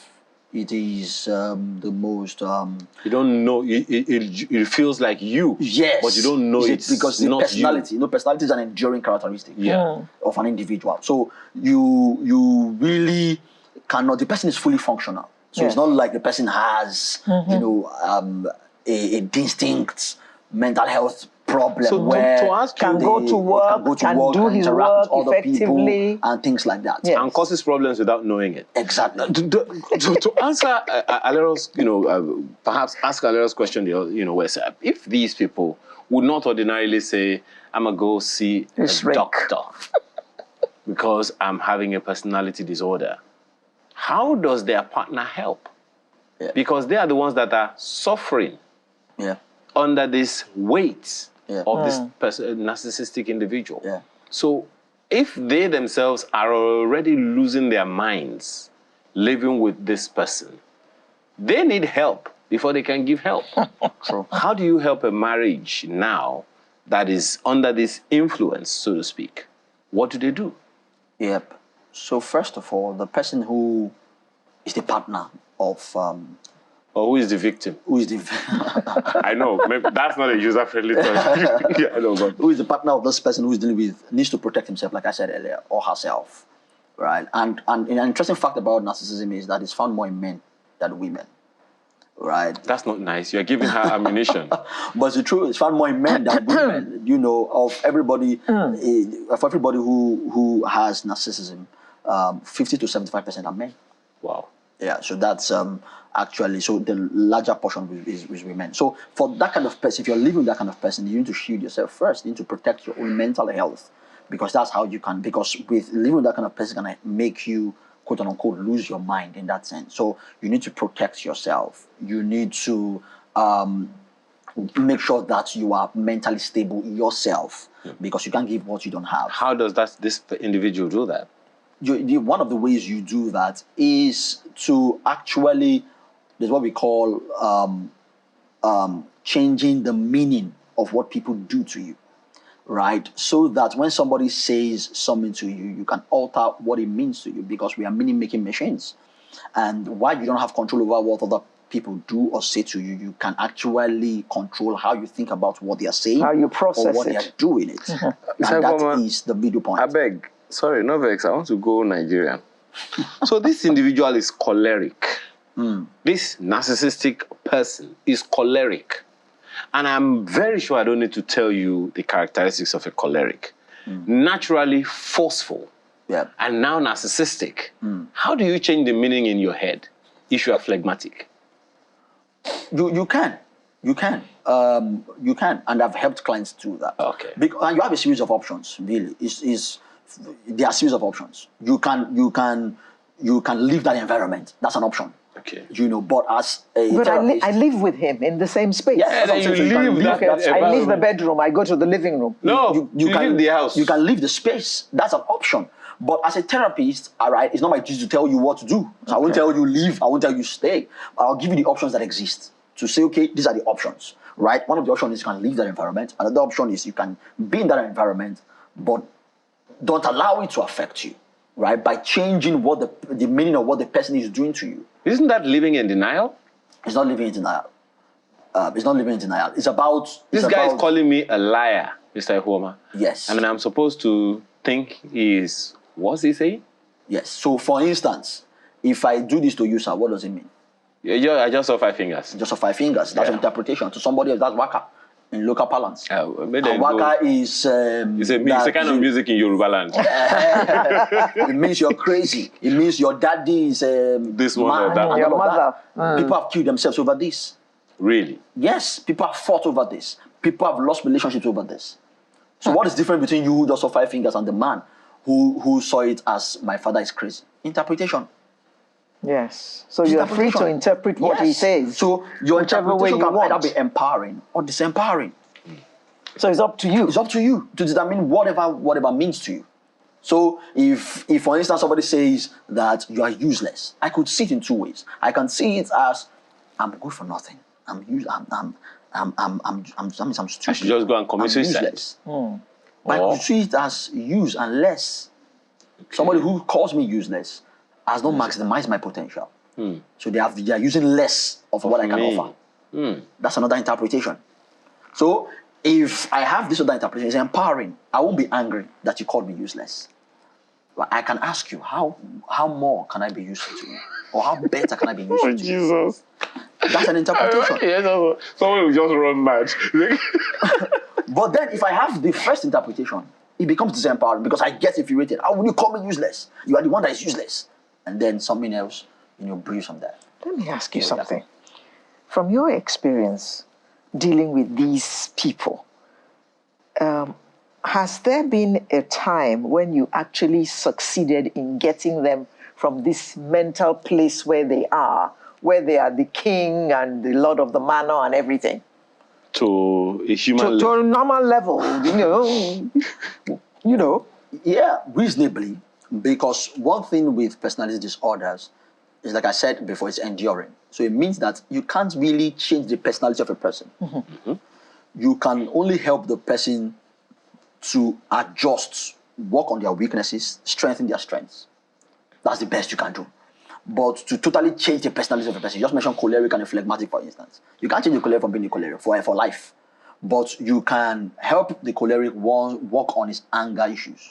You can help the phlegmatic work on their laziness issue. And procrastination. Issue and procrastination. But you cannot change them from being phlegmatic to choleric or choleric to phlegmatic. No. So the same thing with these personality disorders too. You can't actually totally alter that personality, but you can now say, okay, what are the maladaptive traits that this person has? And then we can now work on those maladaptive traits. Yeah. Some personalities change, because I know of some people who, when they were young, they were such flirts. Yeah. 10 girlfriends at the same time, and as they get older, they decide, enough is enough. Maybe I want to be a different personality person. or character. Okay. Oh. Oh my God, psychologist. I was going to say maybe they saw a shrink, but clearly they're two different things. Okay. Yeah. No. This could have gone on longer. And there's something called pseudo-personality. Because sometimes our background, our environment and significant emotional experiences can actually affect our personality so that we begin to display what is called pseudo-personality, a fake personality of who we are not. So it's until we begin to work on ourselves that we then begin to display and exhibit our true selves. Yeah, so that somebody, for instance, who grew up in an abusive home can be suppressed and oppressed to the point where they become so introverted. But naturally, they might not be introverted. But because of that environment, they are now, people who don't talk, who are to themselves. When they are delivered from that, right, they now begin to reveal their true selves. So they now begin to talk. And then you're now wondering, this guy used to be quiet. How come he's talking? Yes or no? He was living a pseudo or had a pseudo personality. Yeah. Now he's revealing his yes or no? Because we're completely out of time. Would you recommend that every organization should have a shrink? Yes. Yeah, there's something we do. I do it personally. It's called EAP, Employee Assisted Programs for organizations. So that where we'll mental health support is actually provided to members or staff of an organization, where they have access, the same way you have access to physical health, in HMO, you also have access to mental health support. Okay. And things like that, yeah. Oh, Mr. Miracle Uhoma, we've just started. You have to come again. Mr. Miracle Uhoma, a clinical psychologist. Eye-opener. You've opened our eyes to a lot of things this morning.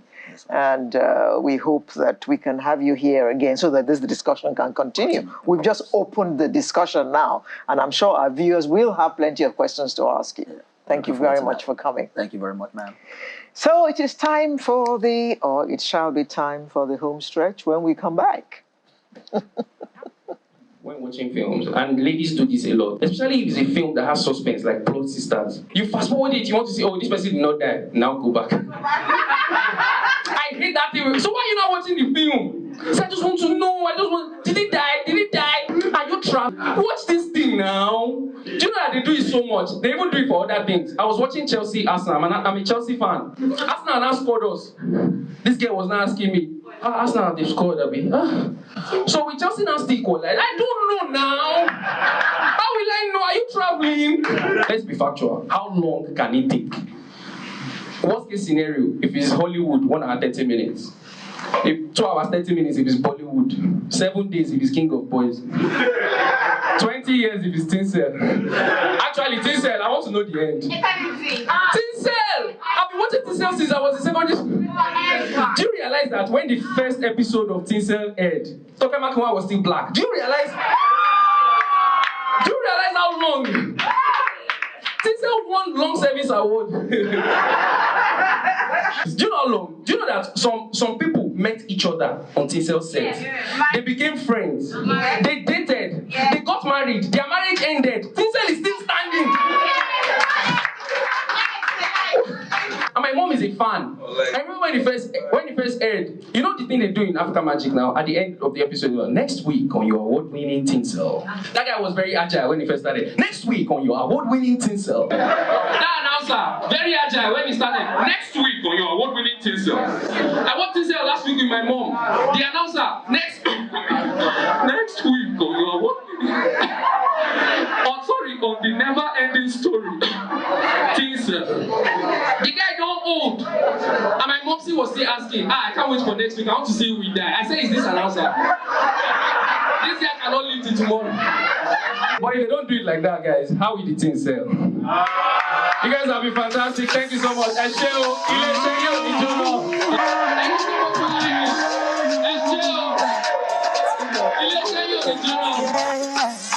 G to the guitar. Tend to pop for me, I know the fighter. I'm just a go-getter, and I know they carry shoulder. Kulu gentle pop for me, I don't get time for no while. Well, that's our guest this morning. The cat is out of the bag. Olu Salako, known by his stage name SLK, is our guest this morning. He's captured the hearts of fans around the world with his razor-sharp wit and expertly crafted jokes. In addition to his stand-up comedy, he's made a name for himself as an actor, appearing in popular movies and TV series such as Hustle, Movies, It's Her Day, and Becoming Abby, as well as several other things that he is doing, including being our guest this morning. So great to be here. It's always great to be here. Yeah. Why? Channels is home for me now. Oh, really? Home. Where is your bedroom? Just behind this. How's it been? That's okay. Yeah, thank you very much. Okay. It's a pleasure. Well, needless to say, they say laughter is medicine. But do you think people understand? Especially in Nigeria. Excuse my French. It's great saying this right after a psychological analysis. Maybe. I think you know. Yeah. We could have asked. Oh, really? But not to sell laughter as a panacea, but it does quite a bit of stress relief. You can go ahead and sell it. No. Please. No, I'm not one of those people that will stand up in the bus and be saying this drug can do it. I'm not selling the panacea. But yeah, the truth is that even after you laugh, your problems are still there. But True. I think it's a matter of just equipping you to face the challenges. Some people that have suffered from depression and all of this, sometimes what they need is just that equipment. They just want to be equipped to face the challenges head on. So it does something to you. Might not do anything to the challenge as it were, but it kind of like makes you bigger. But motivational speakers say love and laugh. Live, love, laugh. The 3 L's. Thank you. So it must do something for you. It does. Make your life, more, excuse my French, livable. Yeah. And I think in this generation we need that, because we need to be able to laugh at ourselves. Everybody has weaknesses. We all have things that we, like they say now, we might be insecure about. But that's part of what I'm saying. That it doesn't change what it is, but it makes you look at it from another perspective. Give us a number of 1 or 2 examples. Well, look at what the psychologist said. What does this mean? You saw 5 fingers. Me, I saw it's true. I mean, your mother. No, but I always like to use this analogy. A lot of us have had experiences, like terrible experiences, that when we're telling somebody years down the line or months down the line, as the case may be, everybody's laughing. And you're like, that time it wasn't funny. It wasn't funny. It's because you've risen above it. You've been able to go, and psychologists will tell you that some of these things are commutative. Like if you fake a smile, you feel happier. If you're happy, you smile. But it's more strenuous to fake a smile. It's more strain to you. So sometimes you just want to laugh at the issue, and it makes you, feel makes better. it livable. It reminds me of what you just said now, SLK, and it reminds me of something I told my daughter. I said, some people are abusing them in school and they were feeling bad. I said, how are they abusing you?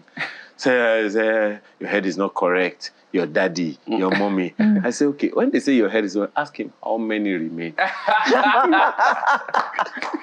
And they can even help by telling you where to go and collect the remaining. When they say your daddy, you say, what about him? What about him? your daddy, yes, what about him? His office is right there. No adjective. Your mommy, what about it? Say, it will not be better for you. Say, how? So it's the perspective you choose to look at it from. Yeah. But news is not always funny. That's why I applaud you. You read news with a straight face. Some of us, we can't hide our emotions. Sometimes we just read something and laugh at it. Or you cry, as the case may be. But you also worked on the other news now. But that was comedy. Really? Yeah, I was a writer. It's news. Yeah, it's news, and we make light, or we poke fun at some of the things. And in Nigeria, there's a lot of fun. In fact, our job is easy in Nigeria because a lot of things are just funny on their own. And for instance? No, it's not my mouth. No, just the news. Okay, it was in the news, for instance. Bans Pomo or plans to ban Pomo. And you're like, pomo. Of all things. Of all the problems we have, it's from what they are thinking about. And then we've also seen that animals have become very prominent in the finance industry. Oh, of course, of course, yes. With the advent of much more recently was termites. Termites became a thing. Yeah. Really? How? We heard it. Termites From ate, people now. they ate money now. They ate some they ate documents. invoices. Oh, invoices. It's money And now. paper. Invoice. They Invoice ate and paper. money. Now, Paper is termites paper. eat paper all the time. And snakes ate money. Monkeys Monkeys. too did their own. Dogs are they are waiting. The dogs are very docile. Very docile. Yeah. So now that this is the issue now, we understand that you decided to go and be serializing some of these things on YouTube. Yeah.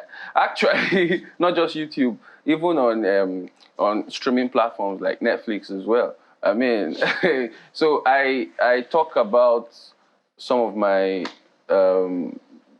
apart from the YouTube, which is like a podcast where we just talk about issues unscripted anyways. We just have fun. We're in the podcast generation, right? Podcast season. It's a good thing that it's POD, not POT. Okay. You're writing another script. That's deep. that's deep. but also, as a stand-up comedian, you want to have talk, because I believe stand-up comedy is social commentary as well. So you guys, by you guys I mean channels. You feed us with news and we arm ourselves. Like my special that is on Netflix at the moment, I spoke about politics and I was writing on some of the things that, especially the election period, because we shot it in November. So we talked about, I talked about, because I was the only one talking anyways, I talked about the elections, the presidential, especially the presidential race, their chances. And we just poked fun, basically. Okay. How about But That Was You? But That Was You, Omorebi Custard. He's still there. It's not Omorebi, yo. Custard. Yeah. Omorebi Custard, like But That Was You was also satirical. Or is also satirical. But it's just is don't be afraid. There's no policeman to arrest you. No, it's fine. Oh. It's fine. It's off and on. So the idea behind But That Was You was is an alter ego of mine. Someone that just also social commentary, has a monologue in the car, making a phone call, using word plays, very adept at word plays apparently, and humor, of course, to talk about things that happen, especially during the week. Now tell me, it seems like every young man these days wants to be a comedian. Because, I mean, it seems like the whole place is just swarming with comedians. I think... What are your thoughts about that? So, we have lawyers who have become comedians, chemical engineers. Their industry is always stealing. You know? Veterinarians. But would you say that about politics as well? There are a lot of lawyers too, a lot of accountants who have come. I'm not sure we have comedians who are politicians yet. In Nigeria, okay. So we have actors who are trying to be. Yeah. Okay. So I feel again, while I agree with unless you are saying that there are some politicians who are comedians. No, that one is normal. Eh? There are plenty now. That's really normal. Right. Guys, educate me. I don't know. What are you talking about? Some of them are even singers. Some of them are dancers. Yes. I agree with you. Some of them are dancers. Some of them are singers. Yes. Some of them are both. They do both. Some of them mimic. They go on stage during campaign. They do their, I'm not, who am I? Comedians who are politicians or politicians who are comedians? Politicians who are comedians. Give me an instance. It's not from my mouth. It's not from my mouth. My special is just showing I want to live long enough to enjoy the fruit. Igbo in your pockets. Please, look, this is what we always say about you are talking about young people. You are supposed to be courageous. Last I checked, I'm not Gen Z. It's Gen Z that, he's not giving. No, if you work with Gen Z, they'll tell you that I'm not coming to work today because my mental health. Because your work affects my mental health. Yes. I don't like your look. I don't like the way you look at me, and for that, you know, they are very They audacious. actually do that. Well, yeah. Okay, all right. They're quite seriously. audacious, actually. I have heard this before. No, you Does see, it really happen? yeah, it does. Just walk up to the boss, Alero. No, they're very bold. Mrs. Alero, you've given me mental stress, so I will not be coming to work tomorrow. I mean, we're in a generation where there are a lot of phobias. You know? Well, the point is, my and dear, you will not be paid for collect tomorrow. salary. I mean, No, you will not be paid for tomorrow. I've not worked in the corporate world before, so I guess if that happens, I don't know. They have their own ways, and they are chilled. They are very chilled, like we say, calm, soft. You know. I'm trying to get my Gen Z on too, so that I can appeal to the Gen Z. It's not working. Because no, you wanted to ask him a question, please. It's run out of my head. No, she was talking about the exodus of a lot of young people into the comedy industry, and I'm saying that almost every industry that is doing well has that problem. I could swear that they are like almost all the females I know are makeup artists. We could say about that because there's a lot of there's a boom in the industry, and so a lot of people. And the truth is that do they get paid that much? Makeup artists? Yeah. Yeah, for those that have made up their mind. No, but really? I want to make up for one event. I'll spend 30,000. 30,000 is small. You're so cheap. Ew, don't do that. Ew. I told you I'm getting my Gen Z on. Don't try me. You're cheap. 30,000 is too small now. Why are you talking like this? You have to put Is it for cassava? Is it for Gary? Is it for Dudu? How much do they charge? No, some of them charge a lot too. They charge way more. It depends on what you want, and it depends on the brand you're working. Not me this face. Not your face. Not your not face. my face. Woman face. Soft face. It's called face beat for a reason. So it's only guys, only ladies that make up. Yeah, guys don't. Nowadays we have some that guys do lip gloss, but I don't know. Huh? Some guys do. I'm not there. You are not there. Some guys do a bit, some guys do a bit of makeup. Yeah. Well, like somebody said, they're wearing earrings, they're braiding their hair, so please God add the M word to them as well to make them completely female. Yes, you look lost. I am completely lost. We were saying. Yeah. So with all the comedians everywhere, do they all get enough work to do? Well, like the saying goes, the sky is big enough for all the birds to fly. I guess. There are a lot of so I guess in the end, variety is the spice of life. People want different styles. You don't want to be monotonous. While my style of jokes, for example, could be maybe observational, while someone else might be very might be slapstick. You know, I can't perform like Akporo does. Akporo probably cannot perform like I do. So I guess that variety is also okay. You know what? We want like 3 comedians. You know, different variants. Yeah. Just so that it's not monotonous. So everybody has their own market, their fans. You know, some people just like the way Apollo does his jokes. Some people like the way Basket Mouth does his jokes. Yeah. Some people like SLK. It's SLK or nothing. You know? Okay. How was your first stand-up comedy special? Thank God I'm Funny. How was it? 2019? Thank God I'm Funny was you know how the first is always like, it was special to me because it was almost like 9 years in the making. I started comedy 9 years prior, if I get my math right. And so we shot it in 2018. It was the first stand-up comedy. Is that it? No, that's not it. It was the first stand-up comedy special in the cinemas. We took it to the cinemas, and it did quite well. A good run, 3 weeks. 3 weeks run. You did the same jokes every day for 3 weeks? No. So what it was taped. Oh. That's what the special. So we recorded it in 2018. In 2019, we launched it in the cinemas, and it did so well. People went to watch, and of course, after that, it came on streaming platforms. And so TGIF was special to me. Thank God I'm Funny. And there's Tito Tola? Tito Tola, yeah. Coming or no, already here? It's out already. Streaming on Netflix. Okay. Yeah. Netflix? Global, yeah. What's it about? So Tito Tola is my second special. I like to say, it's more edgy than TGIF, more matured. We were able to touch on topics that cut across, more topics. I spoke on child molestation. I'm saying I spoke like I'm not a comedian. Yeah. So I spoke on child molestation, touched on politics, like I said, touched on monarchy. Yeah. So yeah, touched a myriad of topics. This will be... Yeah, that's it.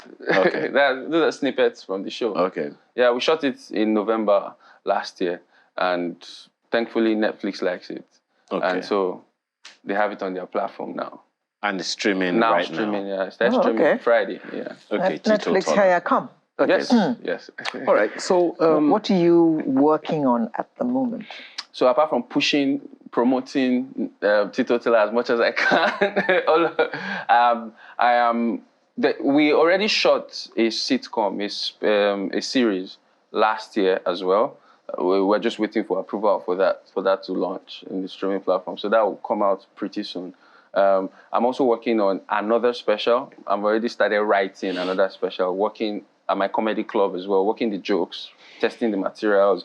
I'm also supposed to, I'm also starting to write my... Supposed to?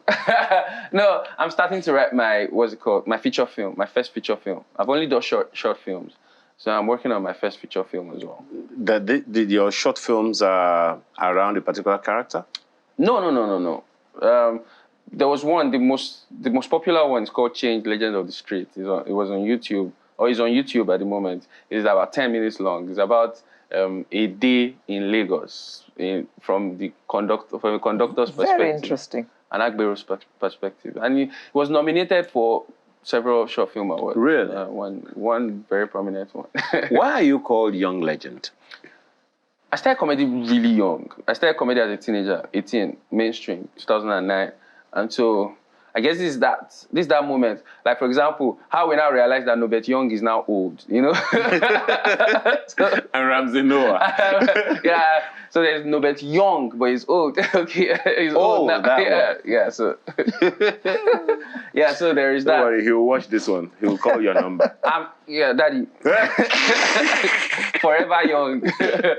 Yeah, so... Yeah, think about it. He's one of the only few people that I always say is forever young. Yeah, because he's actually young. He will be young forever. Yes. Yeah. So, Young Legend was just a name that stuck because I was doing like big things even as a young lad. Yeah. Such as? Were you doing comedy at school? Yeah. I started comedy when I was in year 3. And making money out of it?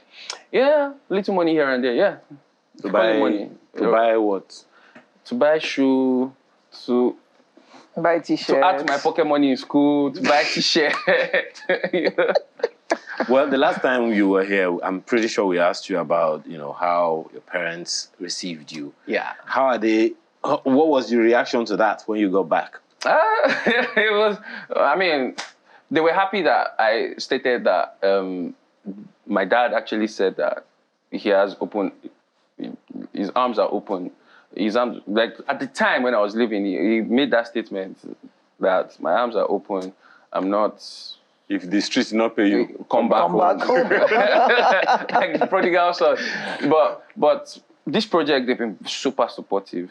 My mom is watching this right now. She was saying that, I watch it. I'm in transit, but I watch it online and all of that.